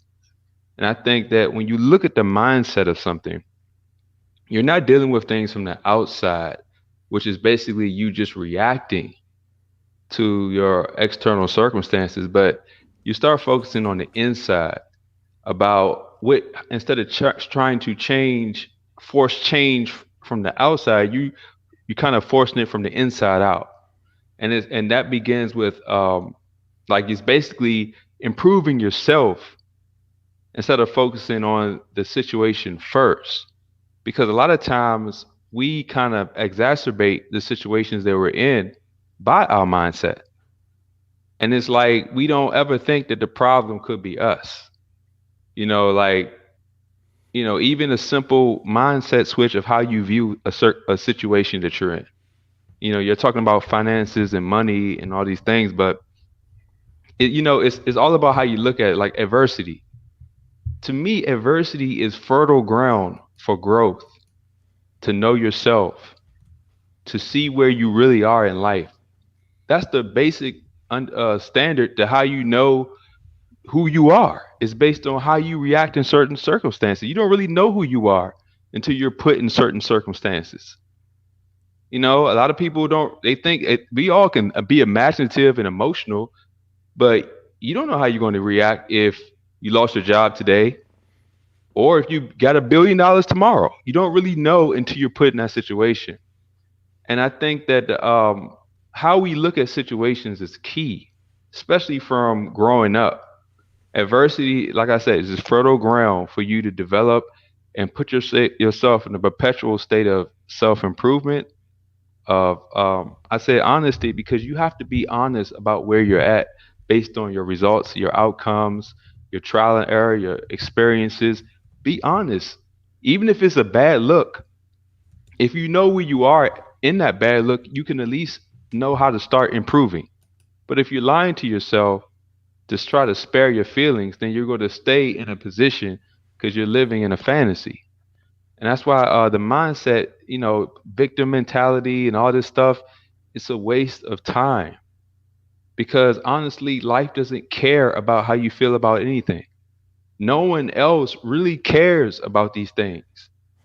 Only thing you can control is what you do. And it starts with that. Like you can hope and dream and wish and want for everything else around you to be perfect, or you can realize what you do right now can make a difference in your life right now. How you react to the situation you're in right now could change your outcome right now. The mindset is key. Flag on the play, Hulk. The government is supposed to fix all the problems. Look, man. They will fix your problems, all right, by giving you a big problem. Yeah. If I may, Hey, man, why are you sitting here? Encourage brothers to actually think for themselves, man. Like, come on, bro. You are supposed to follow our queens. You're supposed to follow our goddesses, man. What are you doing out here, Look, man? Occam's razor, man. Can I Isn't it jump in Occam's real quick? razor? The simplest solution is always the best one, man. Deal with yourself. Start with yourself. Hey, can I jump in real quick? Yeah, JB, it's on you, brother. Go ahead. Wait, real quick, let me read this one more time for the 5. I'm new to the market. I love it. Got in on TSNP at 17 cents. This stock has already made me a lot of money. Shout out to everybody in the chat, man, that's getting into the whole investment. One thing I need to right. stress to brothers that's getting into the markets. You need to ensure that you place risk management first. Don't think about the profits you make. Don't think about what watch I'm gonna get or the car I'm gonna pay off. No, think about how much money you can lose. Think about where your targets is going to be. Think about your position size. Think about what your stop loss. When you're going to get out of the trade if it goes against you, because usually in the action, in the heat of the moment, your emotions will take over you and you will literally fool yourself into thinking, oh, it'll come back. It's going to bounce at this certain support level. It can't go much further. It will be fucking penniless. Just to let you know, you might be winning now. You might be, think you got everything figured out. I've been there. I thought I was a fucking, going gecko, my nigga. You can tell me. The next thing you know, overnight, fucking out my account. So ensure that you have processes in place that prevent you from fucking up your account, bro. That's I stress that. Hey, I can't stress that. Especially with the crypto, man. The crypto is 24/7, 365. Ain't no closing. So put your stop losses in there, man. I missed out on a whole lot of money when XRP had that first thing before the SEC thing happened. Bro, the shit got to like 75 cents and I just totally forgot about it, but wasn't even thinking about it. So by the time I knew about it, shout out to Lionel. Man, I lost, all the money I gained, So yeah, just make sure you put in those precautions. But shout out to brother JB. JB, it's on you, brother. Go ahead, and then we go back to Ike. All right, can you guys hear me clearly? Because I'm driving. Loud and clear, bro. Loud and clear. You got it. All right, loud and clear. You got it. All right, so yeah, I mean, you guys touch on so much right now. Like I was driving, but I had to tune in. I mean everything from the mindset to just finances to everything. You guys touched on a lot. So one of the things I wanted to bring up a couple points. The first one is about the mindset, and that's something that I actually I was on Ike's show a couple times and we touched on this a bit.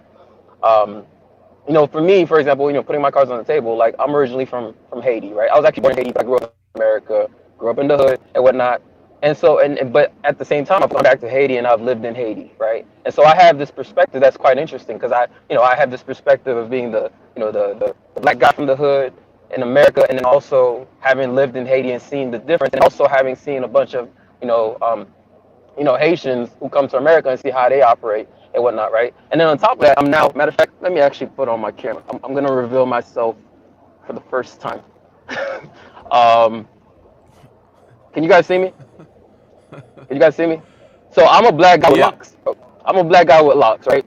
And I'm saying this for a reason because a lot of times, I see black people, um, you know, specifically the ADOS or FBA, etc.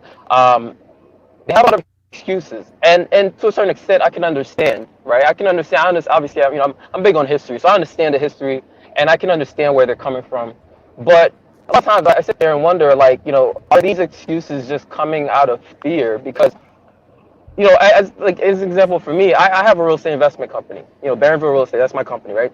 And I've had experiences where I have a deal almost through, and I had one experience, right, where 3 days before closing, the guy's like, hey, I just want to do a final walkthrough of the property, just want to make sure we're on the same page, etc. And that was actually the first time he was going to meet me, right? Because we had done everything almost virtually on the phone, etc. And when he met me and he saw my locks, and mind you, I'm wearing a hoodie now, but I actually dress up and whatnot. Um, he decided to drop out of the deal 3 days before closing, right? And it was right after he met me. And so for me, there's a part of me that was like, I know it has to do, with how I look. Like I know it. I mean, I could sense it the moment he looked at me because he did not expect me from the phone. Like he had never seen me. I don't have any photos, at least no photos of me with my locks or anything.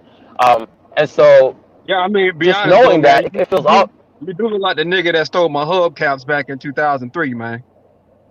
But see, so actually, here's the thing. So here's the thing, right? I'm glad you said that, right? I'm Because fucking with you, I'm about to man. I'm fucking with you, bro. no. But that's actually a great point though, because I'm about to make an interesting point here.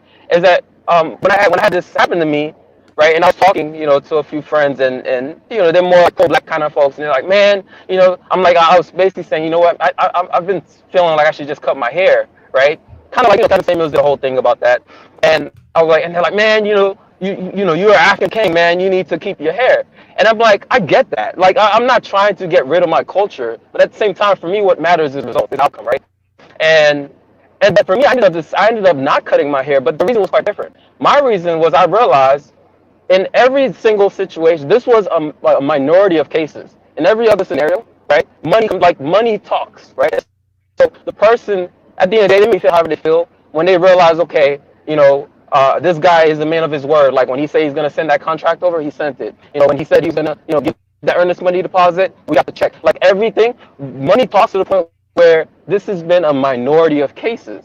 So am I going to make a drastic decision, right, based on emotionalism just because of the few cases? And then I realized, I'm not gonna cut my hair. And in most cases, I've actually had a tremendous amount of success, right? So it's like, I think that's what a lot of people don't understand is the fact that there are going to be biases and whatnot. And so now get to your point, right? One interesting thing I thought about a lot is like even a lot of times someone will be like, well, that for example, that guy who got out of the deal, a lot of black people will quickly call him racist, but and I might even be called for saying what I'm about to say, but giving him the benefit of the doubt, right?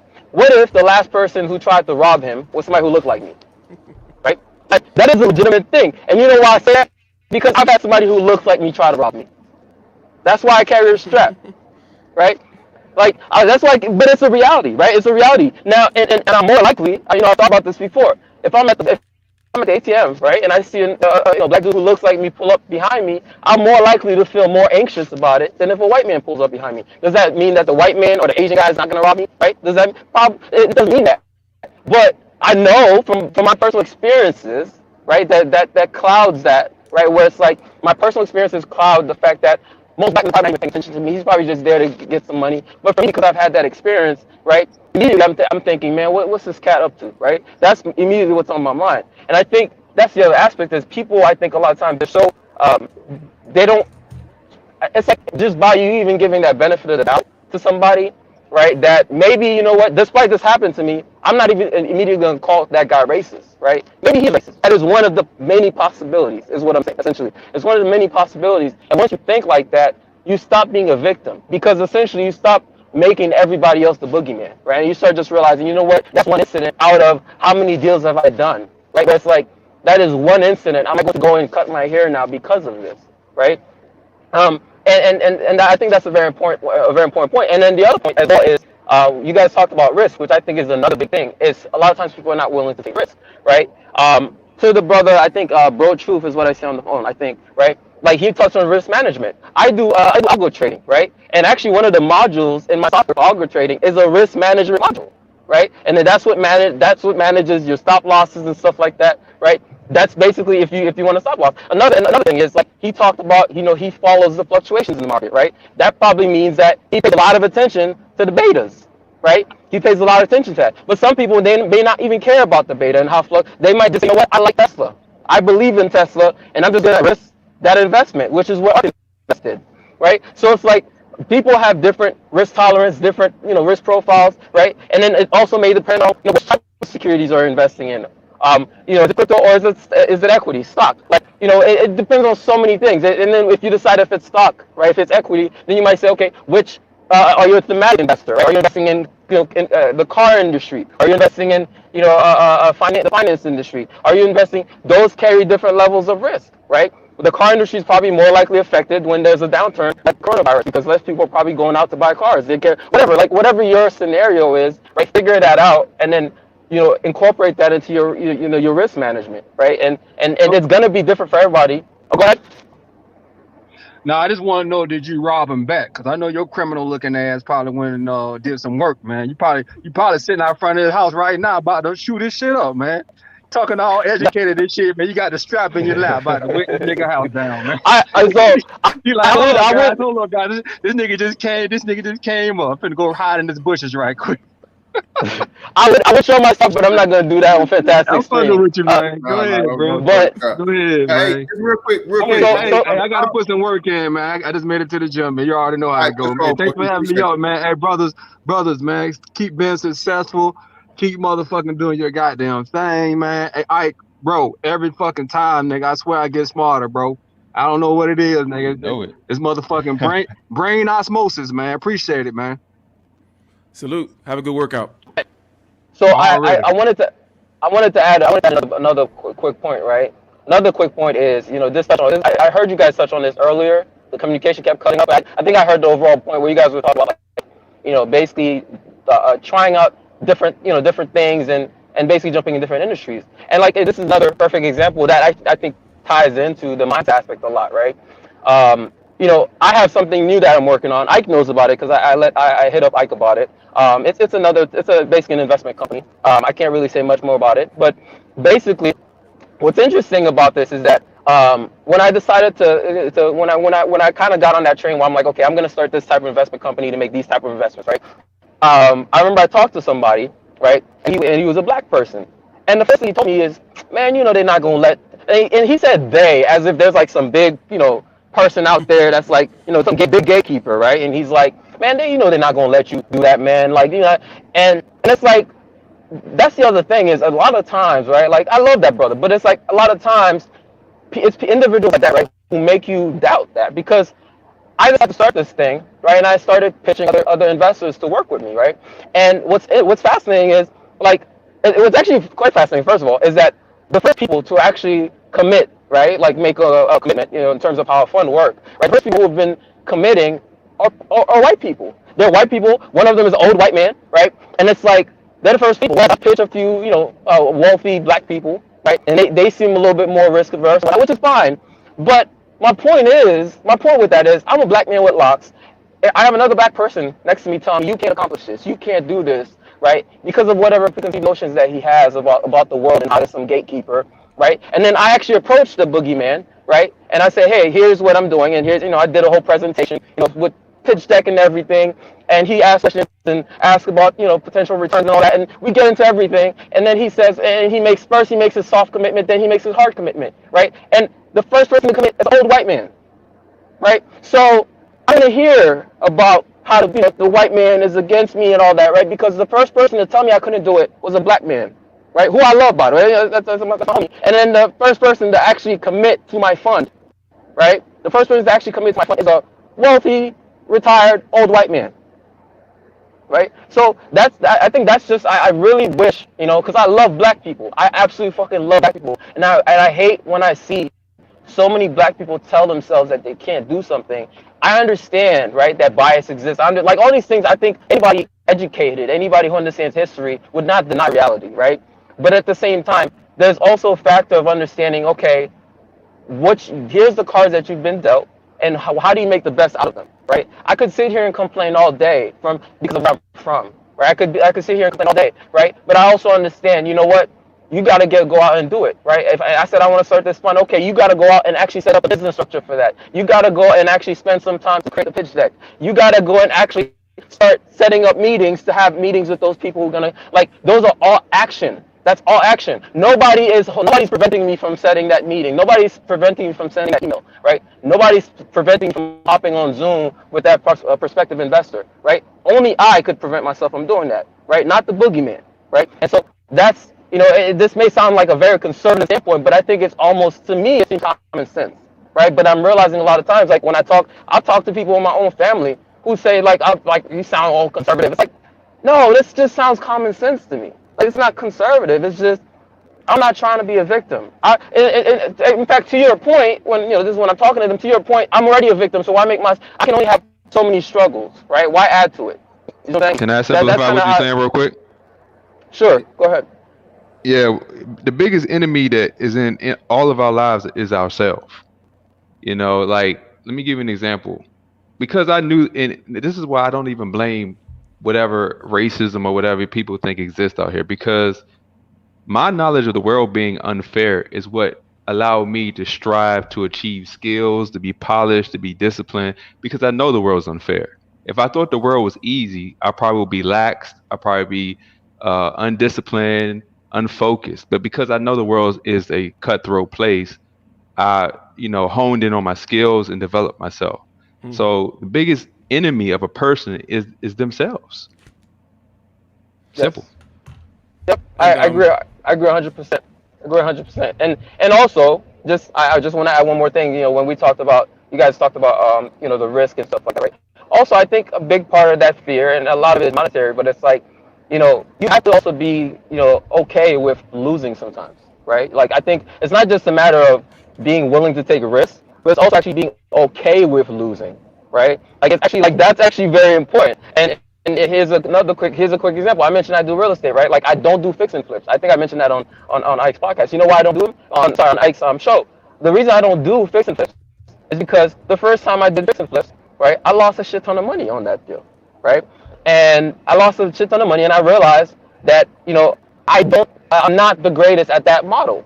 Now, at some point in the future, I might pick back up and do fix and flips again, right? But right now, I've realized, until I perfect myself at that point, I'm not going to jump into this. Let me find some other avenues in real estate to make money where I actually know it well enough that I can be very strategic and almost algorithmic about it, right? Where I'm like, okay, I know this is going to make me money, period, right? Or to the point where I have a certain level of confidence, right? It's kind of like what whether it's machine learning or whatever, or even in risk management, where you have some level of confidence, right? Of this is how well this will work. So for me, because of my level of confidence on fix and flips and the amount of speculation I'm doing is so low that I decide, let me pause on those for now. And then when I feel like, maybe if I have enough, when I'm way more liquid with enough money to just play around with, I'll go back and just, be willing to lose a couple $100,000 to get better at this.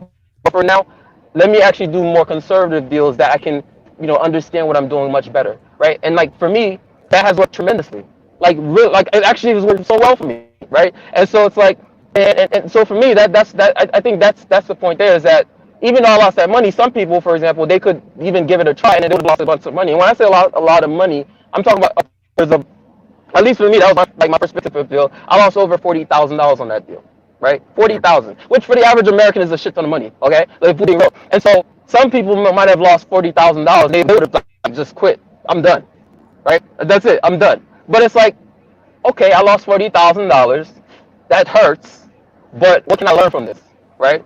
I learned not to trust contractors, for example. That was a pretty big lesson I learned. Right? I mean, there's a number of things I learned, and I considered that, like the brother said earlier, tuition, right? I considered that tuition for me basically figuring out, okay, you know what? Let me figure this out better. Let me build better relationships with contractors, for example. That in the future, if I decide to do this, now I've taken enough time. I've taken potentially years to get to know these individuals. They don't even know that I'm putting them in my mind as the person I might grab, you know, a while from now when I decide to jump back into this. Yep, exactly, brother. Yeah, man, it's a long process, man, and like you said, we take a whole bunch along the way, but as long as we still in the game, baby, we still winning. Let me go ahead and get back to Ike, brother. Go ahead, Ike, because I know we're approaching the time you say you had, man. So I definitely wanted to go ahead and let you close it up.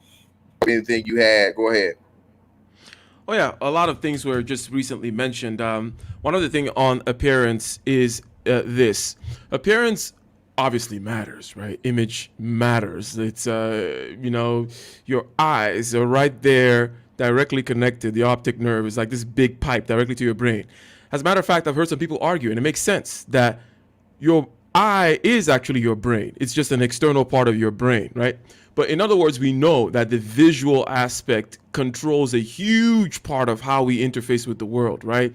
And it takes a lot of energy and so on and so forth. That's why you need to rest. You shut your eyes, right? That's the first thing you do. You may just shut your eyes, but you may not even sleep, quote unquote, right? But once you close that eyes, you're already, it already feels like, okay, cool, I'm not using as much energy. So one important thing to note, though, and it's tangentially related to the appearance thing, and then I'm going to touch upon a couple of other things, which has to do with the versatility, okay? So, and also the question about coming from the inside, has spiritual logic said. One thing about appearance is this, that there are certain aspects in which appearance matters more than others, okay? When competency, okay, when it is a question of competency, independently verifiable results, right? Certain things like, okay, a plumber, right? A plumber that always gets the job done. He always fixes the toilets perfectly. He has this reputation. You don't really care as much how he looks, right? But when there are other things that come into play, like let's put the other extreme, politics, where you don't really know what this person did or what he may do or whether he actually did anything. But the image, the marketing, the branding is absolutely important. So in certain instances, sometimes even, in instances, let's say it's heart surgery. Heart surgery obviously is in the plumbing side of things, independently verifiable, so on and so forth, right? You find this surgeon, they work at the top-notch clinic. They both have to, okay, the two surgeons is what I'm saying. Both in the top-notch clinic. One looks like a surgeon. He looks like he came out of Central Casting, He has the glasses, He's got the white patch in his hair. He has over there Harvard and so on and so forth on the wall. He looks like the spitting image of the guy you want to entrust your heart to for heart surgery. That's one guy you can choose from. And then you have this other guy, okay? Both on the same level, both tested and trusted, but he looks like a butcher, right? He looks like he's some butcher from Brooklyn, all right? No freaking credentials on the wall, kind of talks with a Brooklyn accent and so on and so forth. In many instances, that particular guy that looks like a butcher has an advantage in the sense that you're going to think like, you know what? For this guy to be here in this particular hospital, he must be freaking good. Like, he must be, because he has to get over the image thing. So what I'm basically saying there, just in addition to that whole image thing, is that there's certain things whereby money talks or results talk, or results can be independently verified. Your plumber, your surgeon, your mathematician, that kind of a thing, where appearance, actually having the wrong kind of appearance, actually gives you a leg up. You're like, damn, that guy does not look like a mathematician. He must be really, really good. You guys know what I'm saying, right? And then on the other end, where it's bullshit and macroeconomics, for example, or politics, it really doesn't matter. Then to go about that inside thing. The inside thing is absolutely key. I only touched upon it a little bit while we were talking about the mindset. I mentioned the fact that mastery of subjective consciousness is very important to me. Basically, the feelings in your body, the image in your head, and the talk in your head is the entirety of your user interface as you live this life. In other words, Mr. Fantastic, Jonathan Barronville, Young Swift, anybody, whomever you are, what you are at this point in terms of your subjective experience, your first person experience, is a set of feelings in the body, and then images in the head and talk in the head, okay? that you can focus in on. You look in there, and there's images and there's talk, and then there's feelings in the body. Those are the three things that form your user interface, your subjective experience. You master those, okay? And it's not easy. You need concentration and so on and so forth in order to master it. And everything flows from that. Spiritual logic was saying, hey, you can go out there and try to control external environments, but trust me, if you are mastered your subjective consciousness, when you are in that room, okay, and you need to bend people's will to your particular ends, the cooler, the calmer you are, the more in control that you are, the more likely people are actually to also be relaxed. And when they're more relaxed, they're more susceptible to your influence, right? It's literal hypnotism. And this is something that I do in my sales or as a performer of music, for example. You know this, that, when you see Bob Marley, for example, on stage doing his thing, and he's just kind of like, it's like he is completely in the zone. The more you're in the zone, the more you're able to control outcomes from inside outwards. And since we're social animals, and since most of the things that you want, you have to get from other people, then being able to master yourself subjectively is absolutely key. Okay, you want to close that deal, you want to get that contract, you want to get this person to do that, whatever the hell it may be, it all comes from within, unless you want to put a gun to their head, which is another way of doing it, right? But generally speaking, this mastery of subjective consciousness from within, mastering of your feelings in your body, image in your head, and talk in your head, has two basic things that it does for you. Number one, it lowers your blood pressure, reduces your cortisol, makes you live a longer, happier life. You're not in a situation where the tail is wagging the dog, but also you can get things that you want out of people, right? And the last thing I wanted to just touch on is this versatility thing. Versatility is what gives you the long staying power, as we've mentioned before. Versatility gives you the staying power, right? Versatility is not efficient though, because everything is a trade-off. So I wanted to mention that part. Think about it. That guy that has 34 legs on the stool or whatever, he's not going to be as efficient. He's going to be spending a lot. There's going to be some leakage of energy, right? He's not, quote unquote, laser focused, right? But he's not going to last a long time. But he will last a longer time than someone that just has 3 legs and he's laser focused on those 3 legs. But guess what? External circumstances may arise. Maybe coronavirus, maybe something, right? I'm sorry for mentioning that. The virus that will not be named comes and it knocks out one of your legs and you're flat on the floor. So you can go for efficiency. I just wanted to create this demarcation, this dichotomy. Efficiency is on the one hand. Versatility is on the other hand. Versatility gives you long staying power, but it's not, you're going to need to give up some efficiency. Okay. So you got to know which lane you're playing with. You got to be like, okay, I'm going to hop on this lane for the next 6 months. I'm going to be very efficient and stay on this one lane. But don't forget that you need to stay on your versatility path, because that's what's going to keep you around for 60 years rather than the next 6 months. So that's just what I wanted to touch on as far as what has been said so far, Mr. Fantastic. Hey man, that was a great closeout, brother. As you do a great capstone on it, man. Listen, greatly appreciate Ike coming through, man, giving me time out of his busy day. Mods, do me a favor, man. Make sure we spam this link in the chat. If you have not subscribed, if you have not already subscribed to Ike, brother Ike, make sure you guys definitely subscribe to him, man. I appreciate you again, brother, for coming through, giving me time out your day and dropping, hella knowledge as you always do. Make sure y'all check him out, man, whenever y'all get a chance to. And that's all I got for tonight. Greatly appreciate everybody that came through. This was a very, very great stream, man. A lot of knowledge put out here. Great dialogue with the brother, man. And most importantly, again, what I keep trying to explain to quote unquote Black men of the Black community is a brother like this, bro, is where we're going to get the formula from.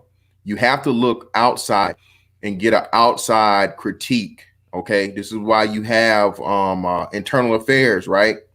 If a police department does something wrong or a company does something wrong, they don't ever get themselves to look at themselves, because you're not going to be honest with yourself. So you get another group of people to look back and say, hey, man, where are we short? What are we doing? What we could improve? What could we do better? One of the best and the most common sense places that we would go would be our African brothers and sisters. But, it gets into this whole ego thing with a lot of stuff that people don't like to, as Ike say, have that very, very tough internal look within yourself to see who and what you really are. And that's just something, man, again, that's If I could jump in real Yeah, go ahead. quick, your enemies can tell you a lot about yourself if you're wise enough to see. Exactly. Hey man, greatly appreciate everybody for coming through, man. That's all I got, man. Go Hey, ahead. can I just ask? Hey, Ike, I didn't like it earlier, Ike, when you made fun of my silly fat hoes, man. I heard you earlier when you said that, Oh, and you like I was big so girls happy about too, that. man? So Oh man, so it's you, huh? Hey, You're that guy. nah, I'm just joking because when I was driving when you said that, and I started cracking up, man.